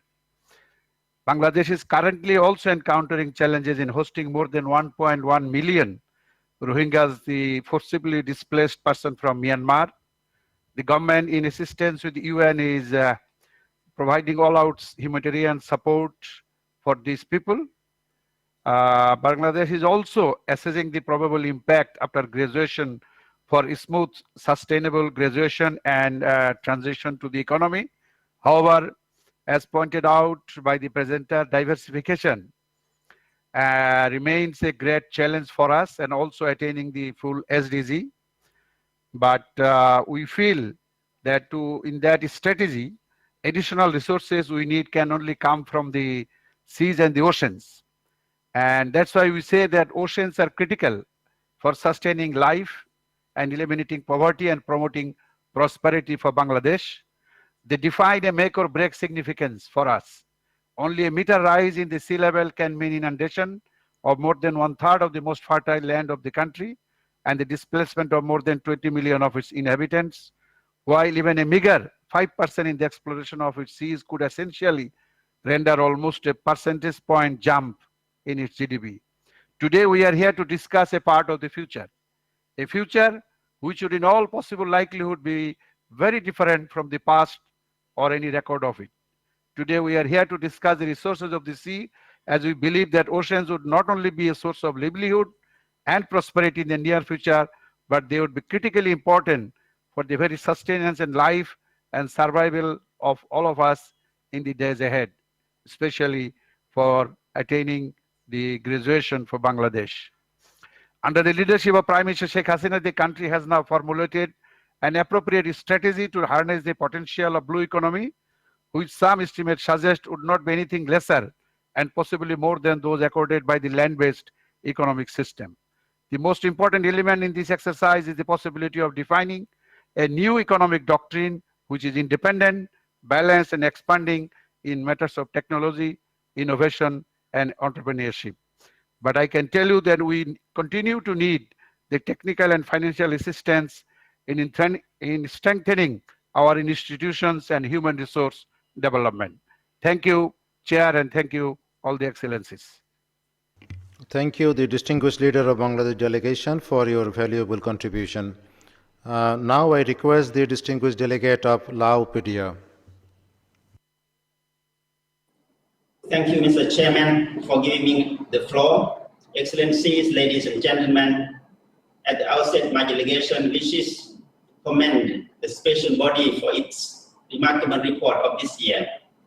Mr. Chair, after successfully presenting in the 2018 review session of CDP with 2 eligibility criteria to graduate from LDC status for the first time, the Lao government has been committed to achieving the Istanbul Plan of Action by integrating its priority areas into the current 8th five-year National Socio-Economic Development Plan, and you continue to integrate those priorities into the next 5-year plan 2021-2025. In this regard, the Lao government has undertaken national policy reforms and also made efforts to mobilize sufficient resources for supporting the effective implementation of the National Socio-Economic Development Plan in order to make country meet eligibility criteria again in the next review of the category of LDCs in 2021 and prepare the smooth transition for the LDC graduation in the future. Mr. Chair, despite the progress made, the Lao PDR still faces a number of challenges and lagging behind in Economic Vulnerability Index or EVI. The current outbreak of COVID-19 certainly threatens many developing countries. In particular, it will slow down the economic growth as well as hinder the LDCs to meet the ultimate goals of bringing the country out of LDC status. Taking into consideration of these extraordinary circumstances, my delegation wishes to raise an important issue on how the CDP intends to do in the future concerning the process and criteria for LDC's graduation review.